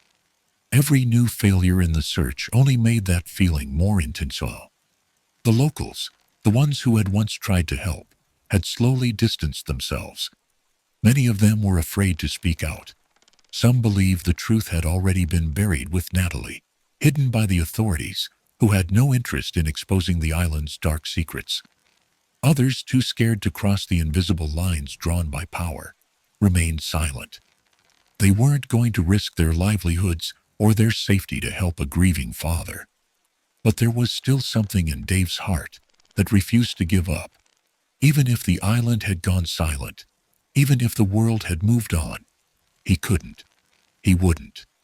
His calls to the police had become fewer, though not for lack of trying. He knew now that he was on his own. The authorities would never make the case a priority again. The resources had run dry. But that didn't stop him. For years, Dave Holloway had refused to back down, even when the fight seemed too great, even when it felt like there were no more answers to be found. He turned to private investigators. He reached out to anyone who might have information, from old leads to locals who might have known something, anything. But those too had turned up empty. The cold reality of the situation slowly began to settle in. The case might never be solved, but in his heart, Dave held on to the one thing that kept him going: hope. The hope that one day, someone would speak. Someone would come forward with the piece of information that would make the difference. It might take years. It might take decades. But he wouldn't stop looking. Not until he knew what happened to Natalie. For now, the search felt like an echo. The search felt like chasing shadows. He had learned to live with the uncertainty, but it didn't make it any easier. He had learned to hold on to the small victories, the moments when a new lead surfaced, when someone came forward with information, no matter how insignificant it seemed. Every small piece was a thread in the larger tapestry of truth that he would one day find. But the waiting was unbearable. The knowledge that his daughter was out there, somewhere, lost in the silence of the island, gnawed at him. Every day that passed without answers made the waiting harder to bear. Still, Dave Holloway fought. He fought not just for his daughter, but for every parent who feared the worst. He fought for every person who had ever been left in the dark, struggling to understand a world that had taken their loved ones and left them with nothing but uncertainty. And every night, when the world outside fell quiet, Dave would sit alone in his hotel room, staring at the walls, wondering if tomorrow would bring him the answer. He didn't know if he would find it, but he would never stop searching. Because somewhere, in the shadow of the island, was the truth he so desperately needed to find. Time had stretched thin, and with each passing year, the world moved further from the tragedy that had taken hold of the Holloway family. But for Dave, the search for Natalie had never stopped. Every day without answers felt like an eternity, and every passing year left him with only more questions. The island had gone quiet again, and with it, the hopes of finding his daughter seemed to dissipate. But Dave had learned one thing throughout this long and harrowing journey: never stop searching. The fight for the truth was the only thing that kept him going, the only thing that kept his daughter's memory alive. So when the new lead arrived like a whisper in the wind, Dave knew he couldn't let it pass by. It started with a phone call, a tip from a local resident who had recently returned to Aruba.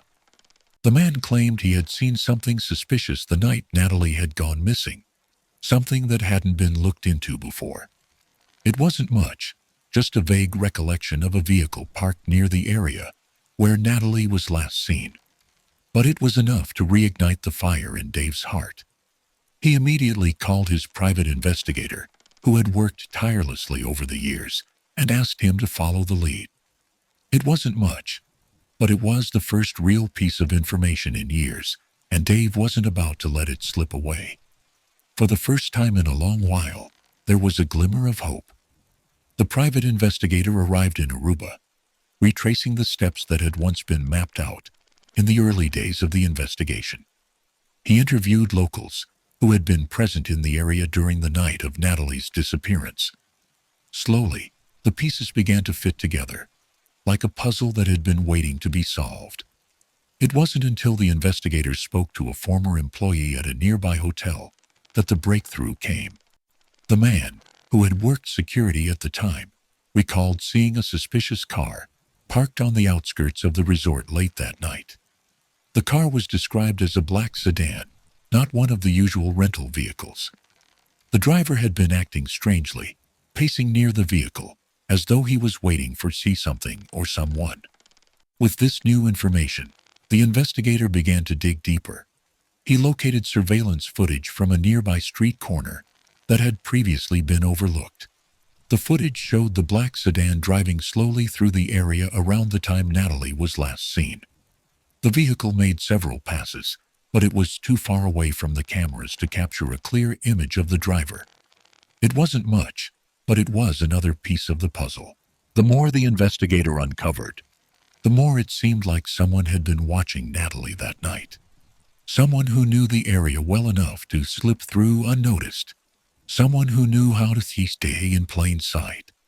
For Dave, the discovery brought mixed emotions.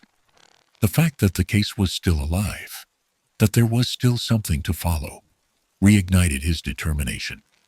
But it also brought a fresh wave of grief. The idea that someone had been watching his daughter, waiting, planning it, made his skin crawl. He wondered what she had felt in those final moments. Had she known that she was being watched? Had she felt the weight of danger creeping in from the shadows? But for all the horror that came with the new evidence, there was also a sense of clarity. Dave could see the faint outline of the truth beginning to form, like a map drawn in the dark. It wasn't complete, but it was enough to keep him going. With this new information, Dave and his investigator began to push harder. They contacted local law enforcement once again, urging them to follow up on the new leads. The case, though cold, was being reignited, and this time Dave felt like he wasn't chasing ghosts. As the investigation reopened, the Holloway family's resolve hardened. They had been waiting for years, waiting for a break, waiting for someone to tell them what had happened to their daughter. And now, with each new lead, they were finally beginning to see the faintest light at the end of a very long tunnel. But even with the new developments, there was still no body, still no clear answers. And the question lingered, would they ever truly find out what happened to Natalie? Could they ever bring her home? Dave Holloway knew that this search, this battle for truth, might not have an end. He might never get the answers he had been so desperate for. But one thing he knew for sure, he couldn't stop. Not now, not ever. Because as long as there was a glimmer of hope, as long as there were pieces left to find, he would keep searching. For Natalie, for the truth. The final search had begun, and this time, Dave wasn't giving up. For Dave Holloway. The phone call came like a thunderclap in the silence that had surrounded him for years. His heart raced as he picked up the receiver, the name on the caller ID, barely registering before he answered. The voice on the other end was calm, professional, but Dave could hear the undertone of something more. "We've found something, Mr. Holloway. We need you to come to Aruba." The words hung in the air, and for the first time in what felt like forever, Dave felt his world shift. Was this it? Was this the moment he had been waiting for? The moment that might finally bring him the closure he so desperately needed? He didn't waste a second. The next flight to Aruba was booked, and as the plane lifted off the ground, Dave's mind raced with a million questions. What had they found? Was it enough to bring his daughter home? Was this the end of a journey that had stretched on for too long? Upon arrival, the familiar sights of the island greeted him, but it all felt different this time. The air was heavier, the tension in the atmosphere palpable. Dave had seen Aruba before, had walked the beaches, had seen the faces of those who had tried and failed to help. But now, this wasn't just about the island or the people who lived there.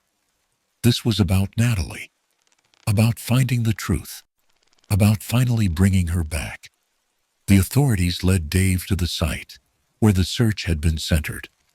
It wasn't a grand discovery. There was no dramatic moment where a body was uncovered in a shallow grave. Instead, it was a quiet place, a small secluded area near the outskirts of the island. A place no one had thought to look before. It was there that they found the first real clue in years. A small weathered piece of clothing, a scrap of fabric. And to Dave, it was everything. It wasn't much, but it was enough. Enough to confirm that his daughter had been there. Enough to confirm that she had been taken. And enough to reignite the fire that had burned in his heart for so long. The forensic team went to work immediately. They collected the piece of fabric, along with any other evidence they could find. The search continued, methodical and precise. But Dave couldn't shake the feeling that this was the moment he had been waiting for. The moment when the past would finally meet the present. For the next few days, Dave stayed in Aruba, his every move guided by the slow but steady progress of the investigation. Each new discovery brought him closer to understanding what had happened to Natalie. But the truth remained just out of reach. The island held its secrets well, and no matter how many clues were uncovered, there was always something missing, something that couldn't be pieced together. But as the investigation continued, Dave began to realize something important. The pieces were falling into place, slowly, methodically. Even if the answers weren't all there yet, even if the full truth was still buried beneath layers of time and lies, Dave felt a new sense of certainty. It was then that the real breakthrough came, a piece of evidence that would change everything. The DNA test results. The small scrap of clothing, once thought to be insignificant, had been tested, and the results came back clear. It was Natalie's. For Dave, the revelation hit like a wave. It wasn't the full answer. It wasn't the moment of resolution he had hoped for. But it was enough. The confirmation that Natalie had been there, that she had been taken, was the validation he had waited years for. It was the spark of truth in a case that had felt like it was destined to remain unsolved. The emotional impact of that discovery was profound. It didn't bring Natalie back, but it brought Dave closer to the truth than he had ever been. And for the first time in years, he felt a glimmer of hope that the end was in sight. But even as the investigation seemed to move forward, there were still so many questions left unanswered. What had happened to Natalie after she was taken? Where was her body? What had led to her death? The answers to those questions still lay hidden in the shadows. For now, Dave Holloway stood at the edge of the island, the wind carrying the faint smell of the ocean. He had never stopped searching, and he wasn't about to give up now. The journey had been long, and the path had been full of twists and turns. But he had learned one important truth. Even when everything seems lost, the search never truly ends. As long as there was a chance, as long as there was a possibility of finding the answers, Dave would keep going. Because Natalie was still missing, and until she was found, the search would never stop. The news came quietly, almost as if the island itself was holding its breath. After years of silence, after decades of unanswered questions, the truth about Natalie Holloway's fate had finally emerged. The monster that had haunted her family's search was no longer hidden in the shadows. It wasn't a revelation that brought comfort. It wasn't a moment of relief. But for Dave Holloway, it was the final piece of the puzzle, the one thing that would allow him to put his daughter's story to rest. The confession came from Joran van der Sloot. But it wasn't just a confession. It was the one that tied the broken threads of the case together, the one that made everything fit, no matter how painful the truth was. Joran had been silent for so long, denying everything, making a mockery of the justice system. But now, after everything, after years of evading the truth, he spoke. It wasn't a confession delivered with remorse. It wasn't a plea for forgiveness. It was a cold recounting, a narrative that left little to the imagination. Joran admitted to killing Natalie on that night in 2005. The words were chilling, the details even more so. He had led Natalie into a secluded area near the beach, as they had originally planned. But once they were alone, Joran's twisted obsession took control. He had made advances on her, had pushed her to do things she had no interest in.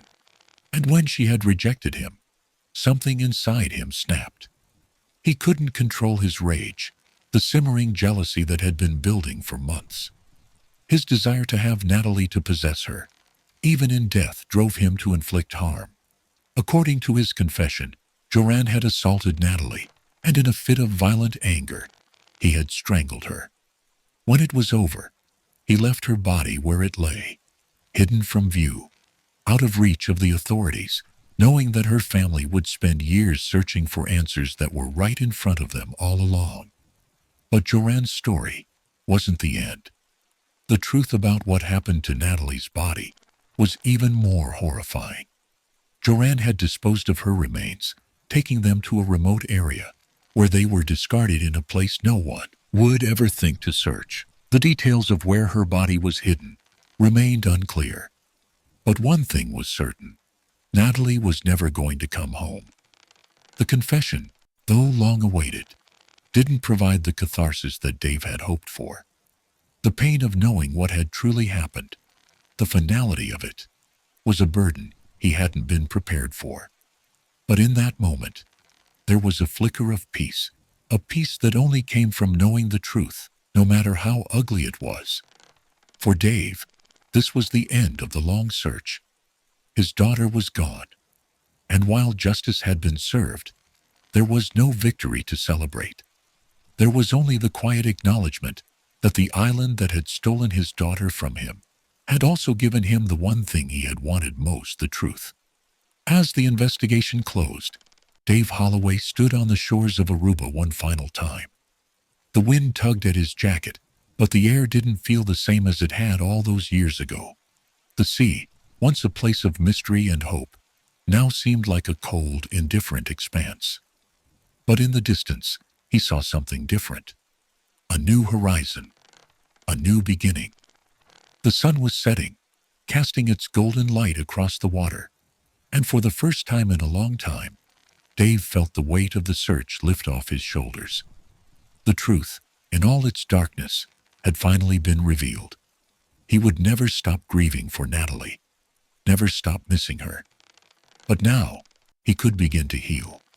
He could start to let go of the endless search, the years of wondering.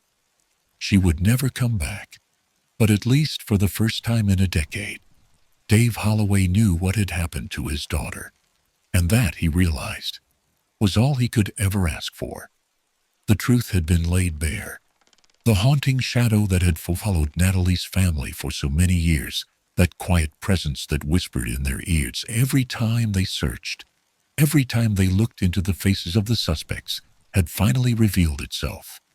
It wasn't the kind of truth that brought closure, not the kind that healed the wounds of a broken heart. But it was the truth nonetheless, and that, for Dave Holloway, was the only thing left to hold on to. The search for Natalie had consumed him.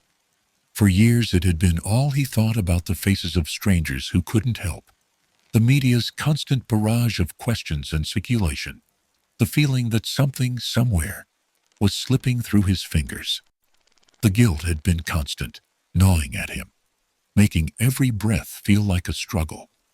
But now, with the confession of Joran van der Sloot, Dave had answers, and in some small way, that brought peace. It was a peace that had come too late, but it was a peace all the same. In the months after Joran's confession, there was a quiet sadness that filled Dave's life. The pain of losing Natalie had never left him, but it was joined now by a strange sense of release. His fight, his tireless search for the truth, had finally come to an end. And while he would never stop grieving for the daughter he had lost, he knew that she was no longer a mystery. She was no longer a puzzle to be pieced together. In the quiet of his home, Dave sat with the memories of Natalie, her smiling face captured in photos, her laughter echoing in his mind. It was a bittersweet comfort, the pictures of a life lost too soon, of a girl who should have had the chance to grow up, to live out her dreams, to experience the world in the way that only someone with her bright spirit could. But as time passed, the weight of the years began to shift. Dave felt a stirring inside him, a call to do something more with the knowledge he had gained. He couldn't change the past, couldn't bring Natalie back, but he could do something to honor her memory. He could give her the dignity of a final resting place, the peace that had eluded her in life. It wasn't an easy decision, nor was it one that he came to lightly. The search for Natalie had been a crusade, and it had consumed him in ways that only those who had lost a child could understand. But as he sat in the quiet of his home, he realized that the final rest was what she deserved. The pieces of the puzzle were in place, and it was time for her to have the peace that had been denied her for so long. With the support of his family, Dave Holloway made the decision to bring Natalie home, or at least, to bring her remains to the place where she belonged. It wasn't a closure that could heal the wounds of her loss, but it was a start. And in that start, Dave found a new sense of strength. His fight had been for justice, but it had also been for his daughter's dignity. And now, he could begin to put her memory to rest in the way that she deserved. The funeral was a quiet affair, small and intimate. Family and close friends gathered together to mourn the loss of a young woman who had been taken too soon. It wasn't a grand memorial, but it didn't need to be. Natalie's life had been about the little things, the small moments, the laughs, the smiles. And in that simple ceremony, Dave Holloway found the final piece he had searched for so long. It wasn't the ending he had hoped for. It wasn't the reunion he had dreamed of. But it was an ending nonetheless. The truth had been found. Justice had been served. And Natalie had finally been given the rest she deserved. For Dave, this was the last step in the journey. His daughter had been lost, but she was never forgotten. And in the quiet of his own heart, Dave Holloway knew that he had done everything he could. He had fought for her, searched for her, and in the end, he had honored her memory in the only way he knew how. As the sun set on the island of Aruba, Dave took a long, steady breath. The journey had been long, but the end was here. And in that moment, the world felt a little quieter, a little lighter. Natalie had found her peace, and so, finally, had her father. There are stories that never truly end, stories that stay in the shadows, unanswered, unsolved, waiting for someone to reach into the dark and find the truth. These cases, cold and forgotten by many, still hold secrets that refuse to fade. And for those left behind, the families, the loved ones, the friends, the absence of closure is a wound that never heals. The world moves on, but for those who remain, the question lingers. What really happened? Some cases have been forgotten by the public, tucked away in the archives of history, gathering dust. But for the families, these cases are never truly gone. Every day is a search for answers. Every year is another year of wondering, waiting for that one breakthrough, that one piece of evidence that will turn everything around. In the quiet corners of the world, there are stories that refuse to be silenced, stories that have never found their resolution. These are the unsolved cases, the ones that leave us all asking, how could this happen? How could someone disappear without a trace? How could someone's life be taken, and yet no one be held accountable? The faces of the missing and the forgotten still haunt the spaces where the answers should be. Each unsolved case has its own peculiar mystery. Each one has its own set of unanswered questions that demand attention, demand resolution. Some have been forgotten over time, buried under the weight of new stories, new tragedies. Others remain fresh in the public eye, investigations still ongoing. Every new detail coming to light, like a new piece of a puzzle. But there's always that nagging feeling, that what if someone knows more? What if there's something out there that could finally bring the truth to the surface? Take the case of Maura Murray, a young woman who disappeared in February of 2004. She had been driving through New Hampshire when her car was found abandoned along a rural road. She had left her home under mysterious circumstances, and no one knew where she was going or why. Despite extensive searches, Maura was never found. Her family has never stopped looking for her. But the questions still remain. Was it a voluntary disappearance? Was she abducted? Or was there something else at play? And then there's the case of the boy in the box. a young child whose body was found in an abandoned box in Philadelphia in 1950s. To this day, no one knows the child's name, and the circumstances of his death remain a mystery. Who was he? Why was he abandoned? Why has no one ever come forward to claim him? His story remains one of the most haunting and honestly answered in true crime history. Some cases feel like they were meant to be solved. The facts seem clear. The evidence points in a direction, and yet no resolution comes. The Zodiac Killer, who terrorized the San Francisco Bay Area in the late 60s and early 70s, is one of those cases. Despite years of investigation and several high-profile suspects, the killer's identity remains unknown.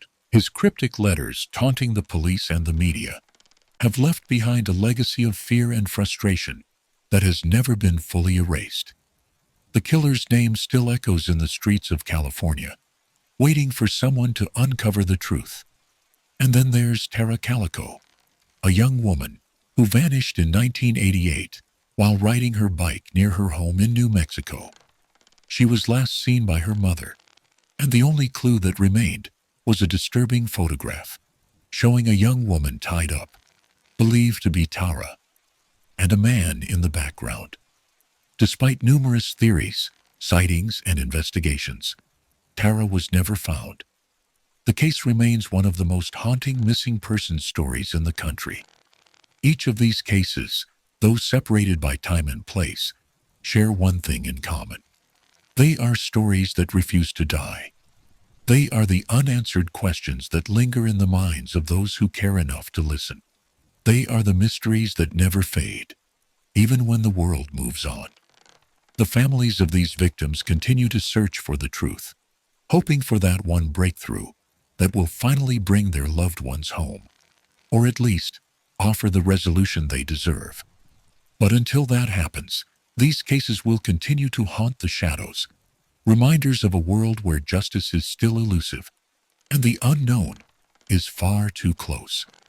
For those of us who remember, for those of us who listen, these unsolved stories are more than just tales of the past. They are the stories that won't let us forget.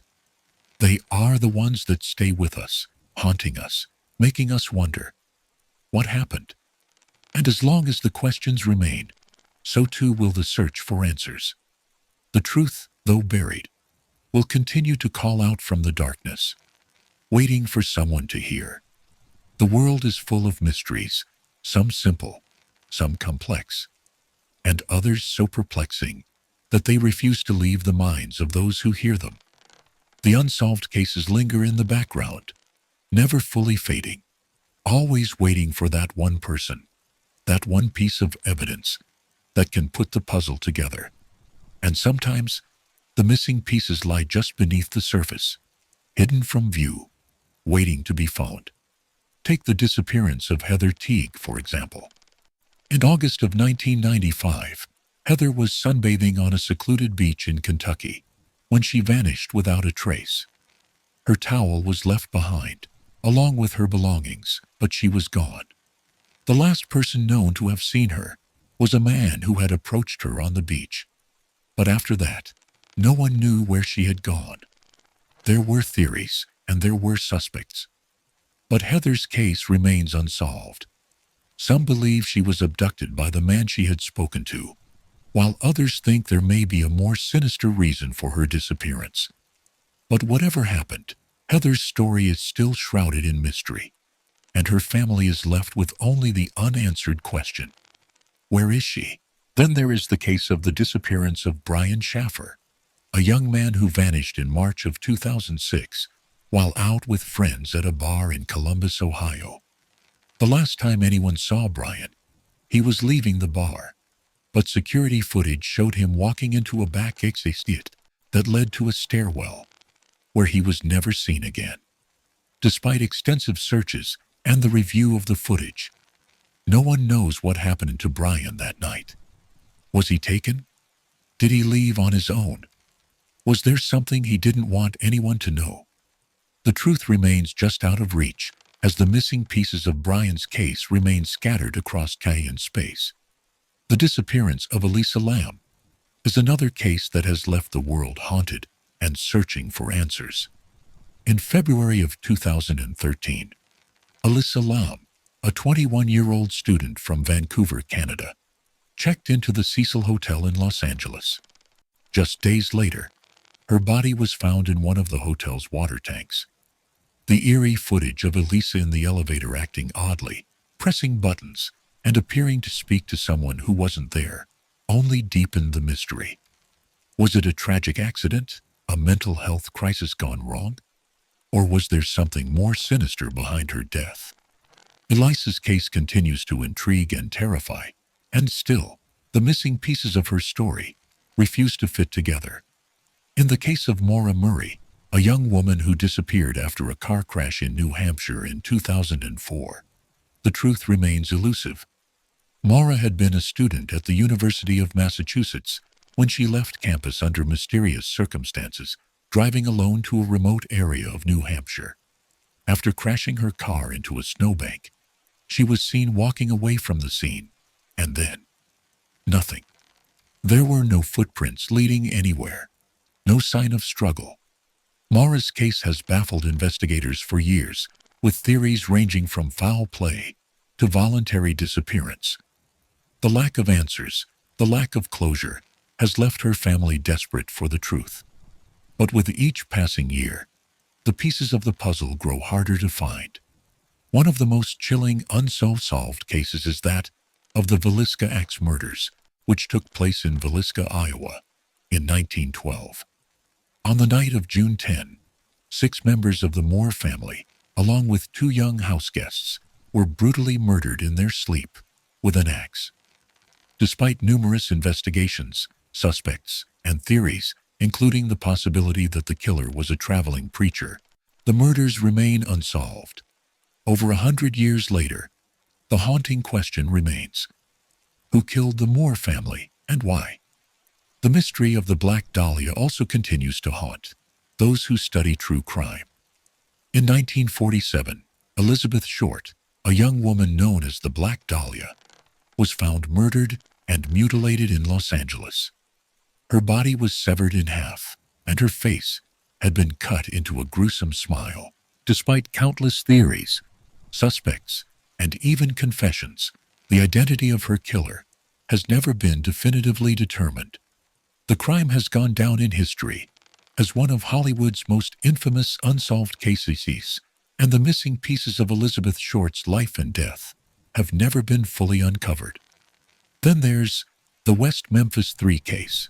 3 teenage boys wrongfully convicted of the brutal murders of 3 young children in West Memphis, Arkansas, in 1993. For years, the case seemed to be closed.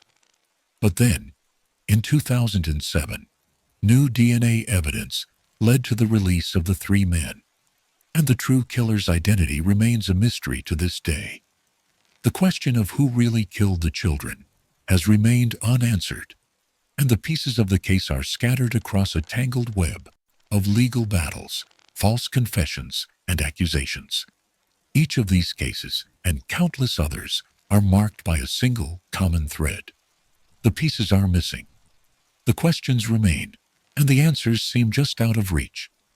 The truth might be sitting in a dark corner, waiting to be uncovered, or it might be lost forever, hidden behind layers of time and deception. But for those who remain, those who continue to search, the question never fades. The search for answers is a constant, quiet battle, a search that doesn't end when the headlines fade away. The missing pieces remain, waiting for someone to find them. There are cases that linger in the minds of those who seek answers, cases that never truly fade, no matter how much time passes. These are the stories that remain unfinished, that are still haunted by questions that refuse to be answered. The families of the missing and the murdered are left with more than just grief. They are left with the desperate need for closure, for a finality that has yet to come. One such case is that of Tara Calico, a young woman who disappeared on a sunny morning in New Mexico in 1988. Tara had been riding her bicycle along a road she often traveled, but she never made it home. Her bike was found, abandoned along the side of the road, and her disappearance became one of the most perplexing unsolved mysteries of the 20th century. For years, Tara's mother, Patricia Calico, searched relentlessly, following every lead, every piece of evidence, even when they seemed to lead nowhere. Her hope was that one day Tara would be found, but as the years passed, the case grew colder. That is, until one day, a Polaroid photograph surfaced, showing a young woman bound and gagged, lying in the back of a van. The image, although grainy and unclear, appeared to be of Tara. Yet despite the photo being analyzed by experts, no one could confirm whether it was truly her. And as the search for Tara continued, the unanswered questions grew more pressing. Who took her? Why was she targeted? Where was she? Patricia never gave up. She still lives with the hope that one day, someone will come forward with the truth. But in the years since Tara's disappearance, that truth has remained elusive. And with each passing year, the search becomes more of a fading memory than an active pursuit. Then there's the case of the Beaumont children, 3 siblings who vanished without a trace from a beach in Adelaide, Australia, in 1906. Jane, Arna, and Grant Beaumont were last seen walking along Somerton Beach in the afternoon, but they were never seen again. Despite extensive searches and investigations, no one knows what happened to the children. Over the years, there have been theories, sightings of the children in other countries, possible kidnappings, even a connection to a notorious child murderer. Yet none of these theories have ever been confirmed. The case remains one of Australia's most heartbreaking unsolved mysteries, with no closure for the family and no justice for the children. The pain of not knowing is a silent agony that many families of missing persons know all too well. For them, every day is filled with the weight of what-ifs. What if their loved one had been found alive? What if they had been taken by CC and never returned? The emotional toll of living with these questions can be overwhelming, and the years only make it harder to hold on to the hope that someone, somewhere, will find the answers. And then there's the case of the Springfield 3, a haunting disappearance that occurred in Greece of 1992. Suzanne Streeter, a young woman, and her mother Cheryl, along with their neighbor Stacy McCall, were last seen leaving a party in Springfield, Missouri. The next morning, their car was found parked outside their home, but there were no signs of a struggle. The house was undisturbed, and yet all 3 women had vanished. Despite extensive investigations and countless tips over the years, no one has been able to unearth what happened to them. The case is one of the most perplexing disappearances in Missouri's history, and it remains unsolved. The families of these missing women and countless others live with the painful realization that their loved ones may never come home. The search for answers can feel endless, as each lead seems to fizzle out, leaving the families in the dark, unable to move on. The emotional toll of never knowing what happened is immense, and for those who wait, the years only make the pain sharper, the questions louder. For the families who are still waiting, there is no real closure. There is only the ongoing search for the truth, the aching desire for a piece of the puzzle to fit, for that one crucial detail that will unlock everything. But sometimes, no matter how hard they try, the pieces just won't come together. There are too many unanswered questions, too many pieces of the puzzle missing, and for the families still searching, the journey feels endless. But the search doesn't stop. The hope doesn't die. These families, these people who have been left behind, continue to fight, to hold on to the belief that the truth is out there, waiting to be found. Even when the world moves on, even when the story fades from the headlines, these cases remain unfinished. The stories are still being written, and as long as there are questions, as long as there is the faintest chance of finding an answer, the search will continue. Because some stories are meant to be finished. They are meant to be solved. And no matter how long it takes, the families of the missing will never stop searching for the truth. Some cases are never meant to fade. Even when the years pass, the names of the missing and the unsolved echo through the corridors of time, reverberating in the hearts of those who loved them. The search for closure, for truth, continues long after the headlines stop, long after the last tip has been followed, and the police reports gathered. These are the stories that refuse to be forgotten, the ones that haunt the family members who remain. For Denise Flom, the question has never stopped haunting her family. Where is she? In 1990s, Denise, a young woman from Ohio, disappeared after going on a date with a man she had met just a few weeks earlier. Her car was found abandoned at a park, but there were no signs of a struggle, no witnesses. Her body was never found. The man she had been with was quickly suspected but was never charged or reached. And the case, like so many others, grew cold. As the years have passed, Denise's family has never stopped searching. They never stopped hoping that one day they would find her. For them, it's not just about closure. It's about bringing Denise home. The unanswered questions have woven themselves into their lives like a constant thread, never allowing them to move on completely. But the search grows harder as the years go by. The hope grows dimmer. And yet, Denise's family still searches. They can't stop. Her name echoes in their hearts, and they carry her memory with them, day after day, never letting the world forget. Then there's the case of the Ketty murders, a chilling crime from 1981 that remains one of California's most perplexing unsolved cases. In a remote cabin in Ketty, California, a mother and her 2 children were brutally murdered.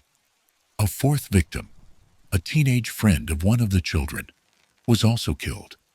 The murders were horrific, and despite several theories and multiple suspects over the years, no one has ever been held accountable.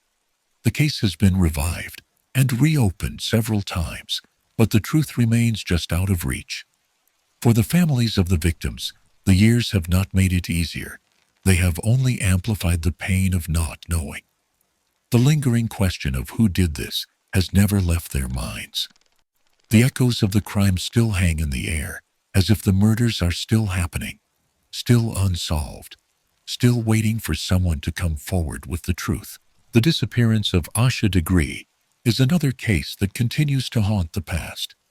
In 2000, Asha, a 9-year-old girl from North Carolina, vanished in the middle of the night.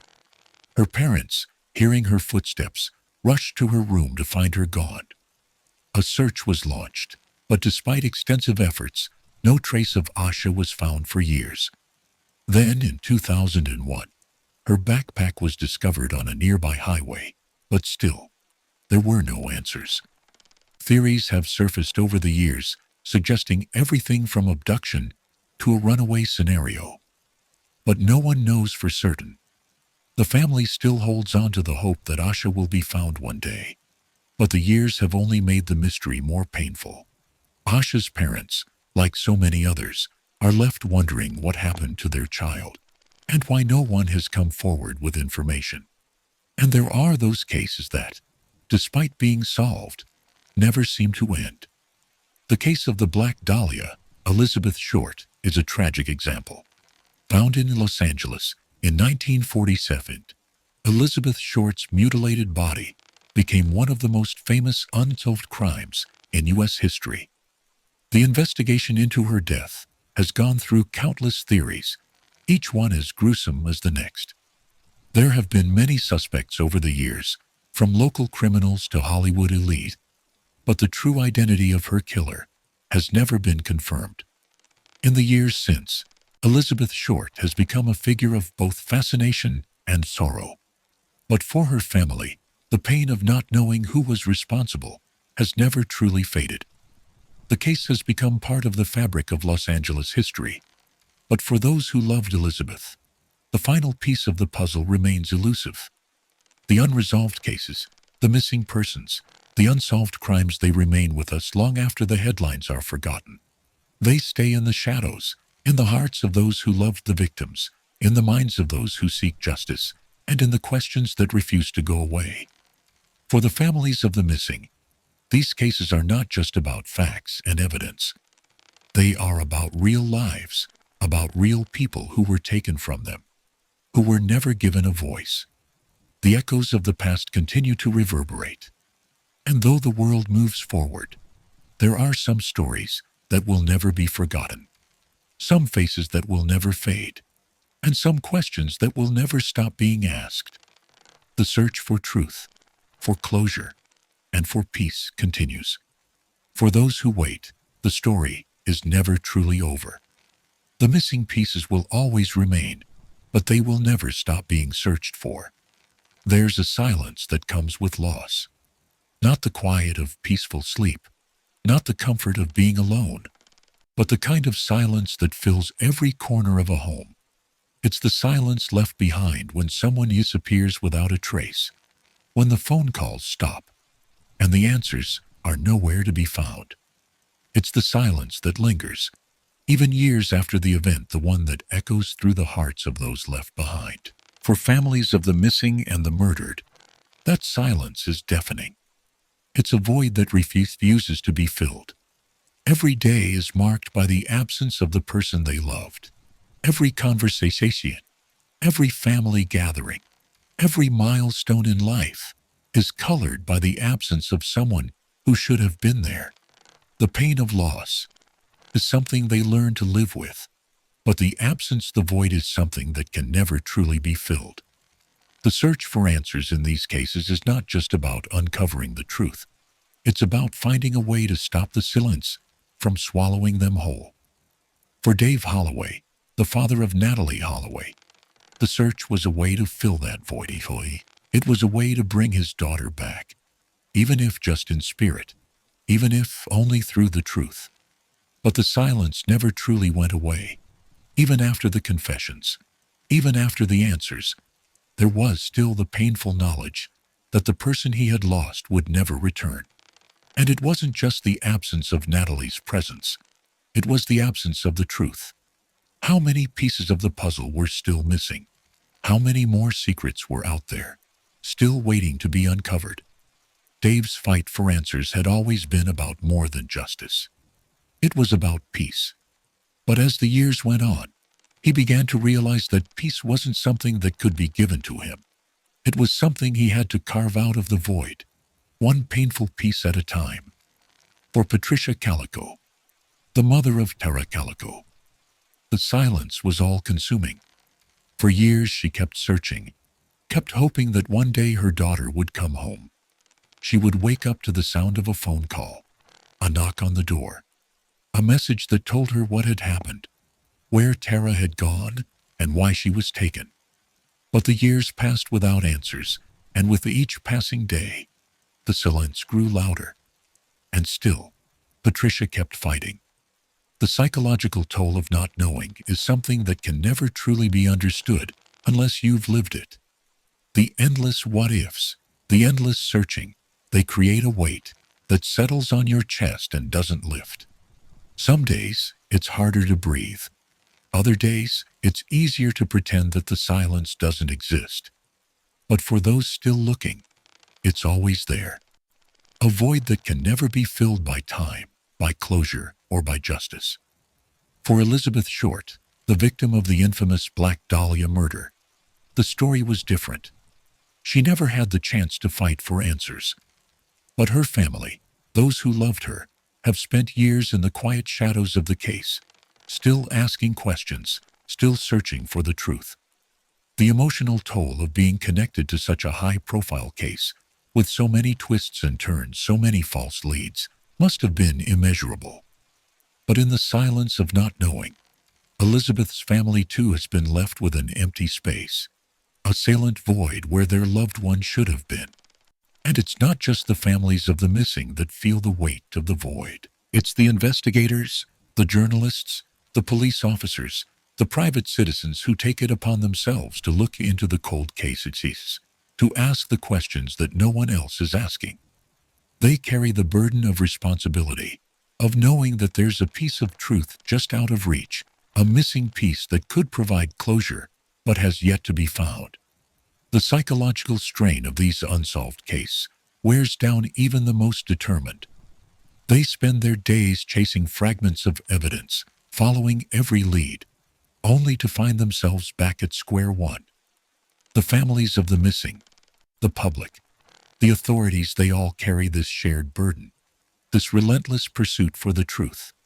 But it is a pursuit that often leaves them exhausted, emotionally drained, and uncertain of how to move forward. But despite all of this, the search continues. The void is never accepted.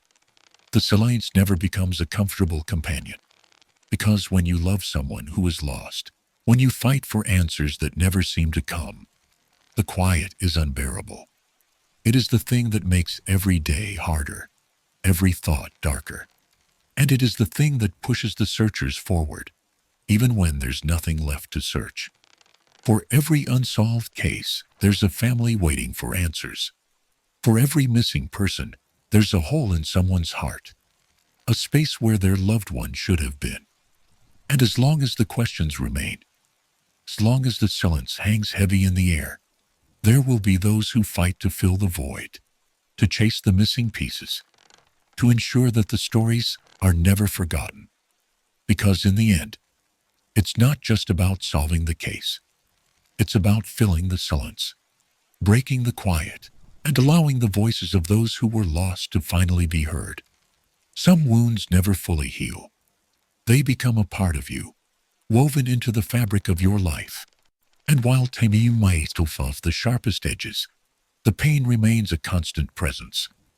For the families of the missing and the murdered, peace is a thing that seems just out of reach, a destination that's always just over the horizon, never quite tangible enough to grasp. For Dave Holloway, peace came not in the form of closure, but in the quiet acceptance that he would never have all the answers. His daughter, Natalie, was shy, and though he had spent years searching, the full truth of what happened to her would never be fully known. Joran van der Sloot's confession had provided some answers, but it was not the resolution he had hoped for. The one thing he could never get back was the years lost, the years spent in uncertainty, in the constant search for truth. But there was something in that realization that brought Dave a kind of peace. He didn't have to keep chasing the elusive final answer. He didn't have to live in the constant state of searching. Instead, he could carry his daughter's memory with him, hold on to what he did know, and let go of the rest. It wasn't an easy choice. It wasn't something that happened overnight. But over time, Dave found solace in the fact that Natalie was never forgotten, not by him, not by anyone who had followed her case. Her story would live on, not in the unanswered questions, but in the love and memory of the people who had known her. For Patricia Calico, the search for peace had been a long and lonely road. Her daughter, Tara, had vanished into thin air, leaving behind only the haunting image of her bicycle, abandoned on the side of the road. The years had passed, and the silence had only deepened. Every new lead that turned out to be a dead end had chipped away at Patricia's hope, but she never stopped looking. She couldn't. The missing pieces of Tara's story were still out there, and Patricia's heart couldn't rest until they were found. But as the years went on, Patricia found a quiet peace in the memories of her daughter. The image of Tara, smiling and full of life, never left her. It was those memories, not the unanswered questions, that allowed Patricia to begin healing. She learned to accept that some things may never be known, and that the search for answers could not be the sole focus of her life. But she also knew that the love she had for Tara would never fade. And in that love, Patricia found the kind of peace that comes from remembering, from cherishing the life that was, rather than endlessly searching for the truth of what had been lost. Elizabeth Short, the victim of the infamous Black Dahlia murder, never had the chance to seek peace. Her story had become a legend, a mystery that fascinated the world. But for her family, the truth had always been just out of reach. The case remained one of the most notorious unsolved crimes in history. Elizabeth's name became synonymous with tragedy, with Hollywood glamour, and with unspeakable violence. Her family, too, had been left with questions, with the constant ache of not knowing what had really happened to her. For Elizabeth's surviving family members, peace came in the form of remembrance. They stopped searching for answers in the same way they once had. But they carried Elizabeth's memory with them, not as a tragic story to be solved, but as a life that had once been full of potential. They found solace in the idea that Elizabeth was more than the way her life ended. She was a daughter, a sister, a person with hopes and dreams that deserved to be remembered, not defined by her tragic end. And then there are the families, like the Beaumont children, whose story has never been fully resolved. The silence left in their wake has created a void that has only deepened over time. The disappearance of Forteu Arnesicia and Grant Beaumont in 1966 remains one of Australia's most heartbreaking mysteries. The case has never been solved, and though there have been numerous leads and potential suspects over the years, no definitive answers have ever come. For their parents, the silence is unbearable. But even in the midst of their grief, the Beaumont family has found a way to honor their children. They speak about them, not in terms of the tragedy, but in terms of the lives they lived, the joy they brought. The search for answers continues, but there is a part of the family that knows peace will never come in the form of closure. It will come in the form of remembering, of carrying their children's spirits with them as they continue on in life, knowing that they will never stop loving them. For Maura Murray's family, peace is still something they are chasing. Maura disappeared in 2004, and despite extensive investigations, the mystery of her whereabouts remains unsolved.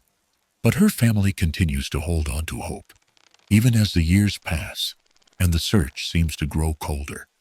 They refuse to let her be forgotten, and in the act of remembering, in the act of continuing to search, they find a kind of peace, not the kind that erases the pain, but the kind that allows them to live with it, to keep following, and to keep searching, no matter how long it takes.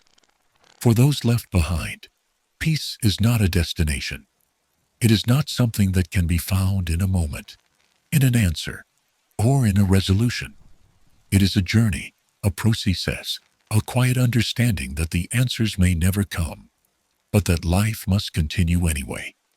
For the families of the missing, for the victims of unsolved crimes, peace is found not in closure, but in the ability to live with the silence, to move forward in the face of the unanswered questions, and to find meaning in the memories that remain. The search for peace is never truly over. But with each day, each small step, each quiet moment of remembrance, those who continue to search for their loved ones find ways to heal. They find ways to carry the missing pieces with them, not as burdens, but as parts of a story that will never be forgotten. Some stories are never truly finished. They live on, embedded in the hearts of the families who continue to search, in the minds of those who refuse to forget, the missing, those whose names linger on the lips of the people who loved them, whose faces remain frozen in time, leave behind more than just pain. They leave legacies, legacies that are woven into the fabric of those who carry their memory forward. For the families of the missing, the legacy isn't just in the unanswered questions or the unhealed wounds. It's in the fight for justice, the demand for truth, and the refusal to allow their loved ones to fade into obscurity. These are stories that do not end in the quiet. They continue to echo through the years, through every year that passes without closure. Take Tara Calico. The case of her disappearance has remained unsolved for decades, but her mother, Patricia Calico, never gave up. Tara's story is not just one of loss. It is one of perseverance. Even after years of unanswered questions, Patricia continued to raise awareness of Tara's case.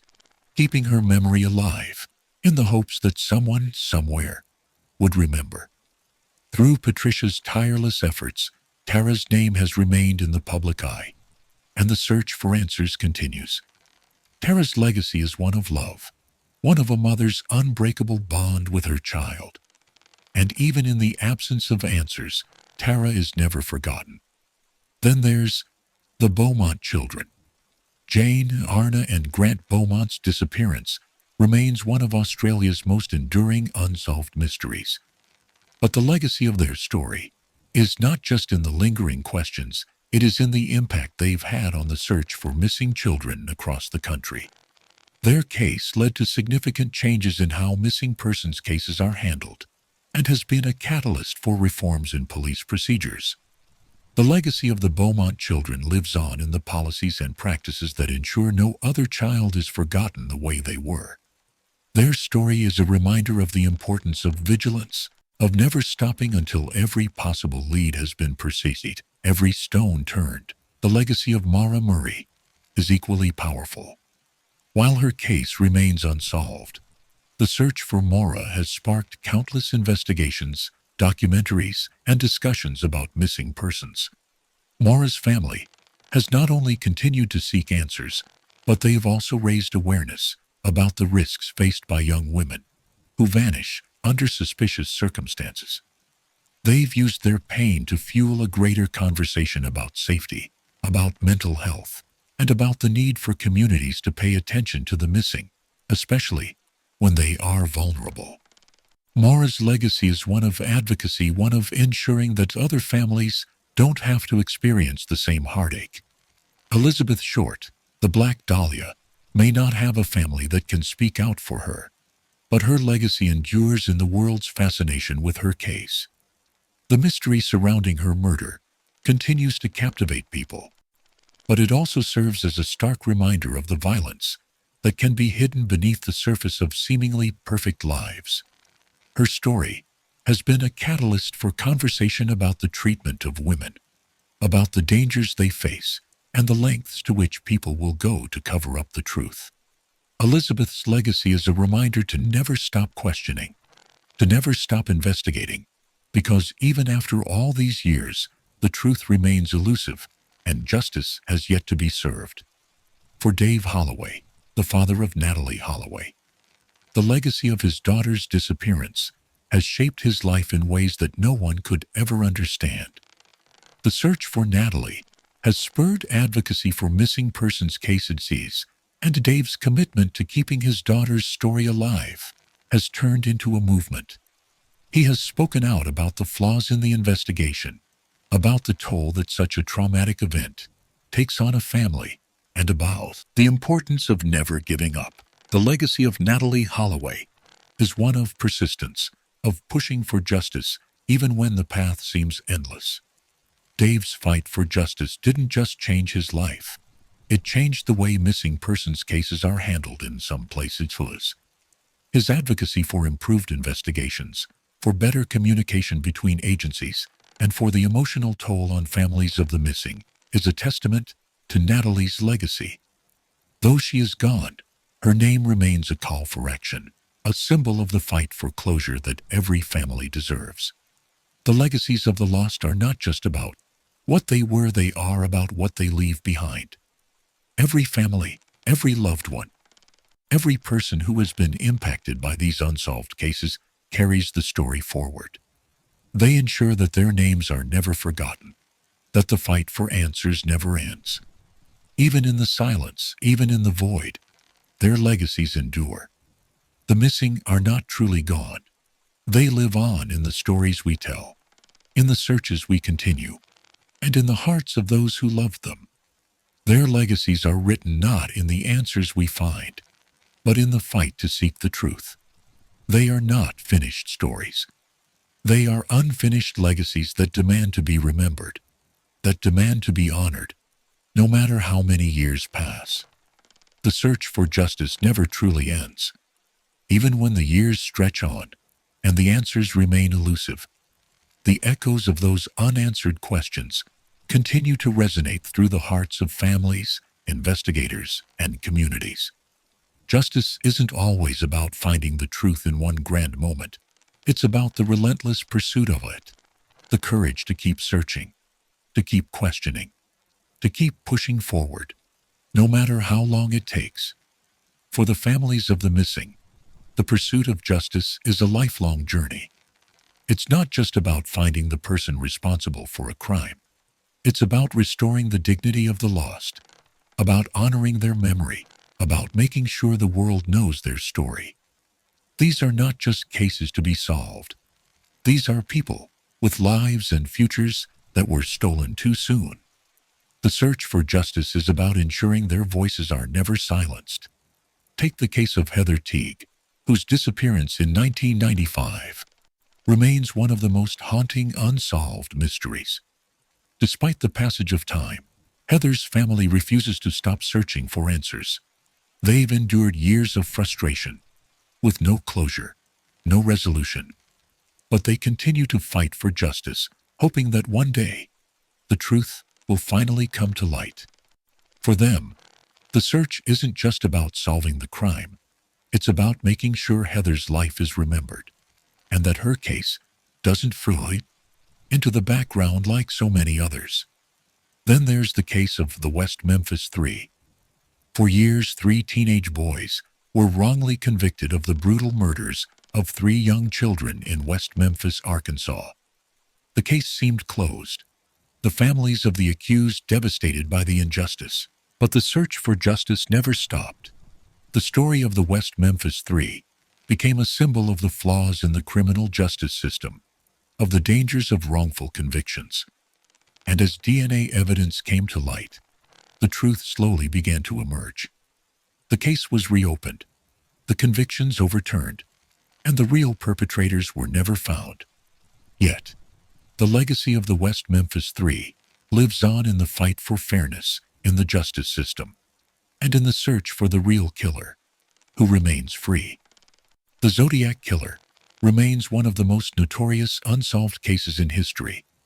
For decades, investigators and the public alike have wondered who the elusive killer was, the man who terrorized Northern California in the late 1960s and early 1970s, taunting police and the media with cryptic letters and coded messages. The case has remained open, despite numerous theories and countless suspects. But no answers. The families of the victims still seek justice, still search for closure, hoping that one day the killer will be unmasked and the final chapter of this grisly story can be written. In the case of Maura Murray, the missing college student, whose disappearance in 2004 sparked one of the most intense missing persons investigations, the search for answers continues. Her family, relentless in their pursuit of justice, refuses to let the case go cold. Despite the passage of time, despite the lack of new evidence, Maura's family has not stopped asking questions. They know the answers are out there, and they will keep fighting for them, no matter how long it takes. Then there's the Black Dahlia, Elizabeth Short, whose tragic murder remains one of Hollywood's most infamous cold case. For years, the authorities have speculated, theorized, and investigated. But the true identity of her killer remains a mystery. The case has captivated generations of investigators, journalists, and armchair detectives, and yet justice still eludes. Elizabeth Short's legacy lives on, not just in the mystery of her death, but in the continued search for justice, the continued fight to uncover the truth, no matter how much time has passed. The families of the missing, the murdered, and the unjustly convicted continue to push forward, searching for justice, for truth, for answers. Their fight is not just about solving individual cases, it's about ensuring that every life lost is remembered, that every victim is given the dignity of a resolution. It's about creating a world where no one is forgotten, no matter how much time passes, no matter how many years go by. For the families of the missing, there is no end to the search for justice. It is a search that can never be abandoned, a pursuit that can never be surrendered. And in this pursuit, there is hope. There is the hope that one day, someone will come forward with the truth, that the silence will be broken, and that the missing pieces will finally fit together. The echoes of justice continue to reverberate through the hearts of those who remain. They cannot let go. They cannot forget. And they will never stop searching. In the end, justice isn't always a grand revelation, a loud proclamation, or a victory shouted from the rooftops. Sometimes it's the quiet understanding that the search has reached its conclusion. The answers, though imperfect, are finally within reach. The weight of unanswered questions may never fully lift, but for those who remain, the truth, however fractured, becomes the anchor they need to move forward. The final truth is never easy. It is never wrapped in a neat bow, nor is it always the answer that we expect or hope for. But the search for that truth is what shapes us. It is what drives us to keep going, even when the path is uncertain, even when the light at the end of the tunnel feels too far away. For the families of the missing and the murdered, justice often feels like a far-off dream, one that remains out of reach for too long. They endure years of questions, of hope, and of find. But through it all, they fight. They fight not just for closure, but for the dignity of their loved ones, for the memory of those who are gone, and for the belief that the truth matters, even when it's hard to find. For Dave Holloway, the search for Natalie's truth was a journey that spanned over a decade. There were moments of hope, of fleeting answers, of teeny breakthroughs that seemed to promise resolution. But those moments were often followed by crushing disappointment, by dead ends and lies, by a justice system that couldn't bring the answers he so desperately needed. And yet, in the end, when the truth finally came, when the pieces of the puzzle began to fit together, it wasn't about the answers themselves. It was about the search. It was about his refusal to give up, to let his daughter's story fade into the darkness. The final truth for Dave was the realization that closure doesn't always look the way you expect it to. Sometimes it's not the body returned or the killer arrested. Sometimes it's just knowing what happened, knowing that, at long last, the story is complete, even if it doesn't end in the way you imagined. For Patricia Calico, the search for Tara's truth has never ended. The case is still unsolved, and the absence of answers still haunts her. But Patricia has found a different kind of peace, one that comes from knowing she fought with everything she had. Tara's memory remains alive in the advocacy Patricia has done, in the lives she's touched by raising awareness about the dangers that exist. Even without the final truth, Patricia has made a difference. She has ensured that Tara's story is never forgotten. For the families of the Beaumont children, the final truth is something that may never come.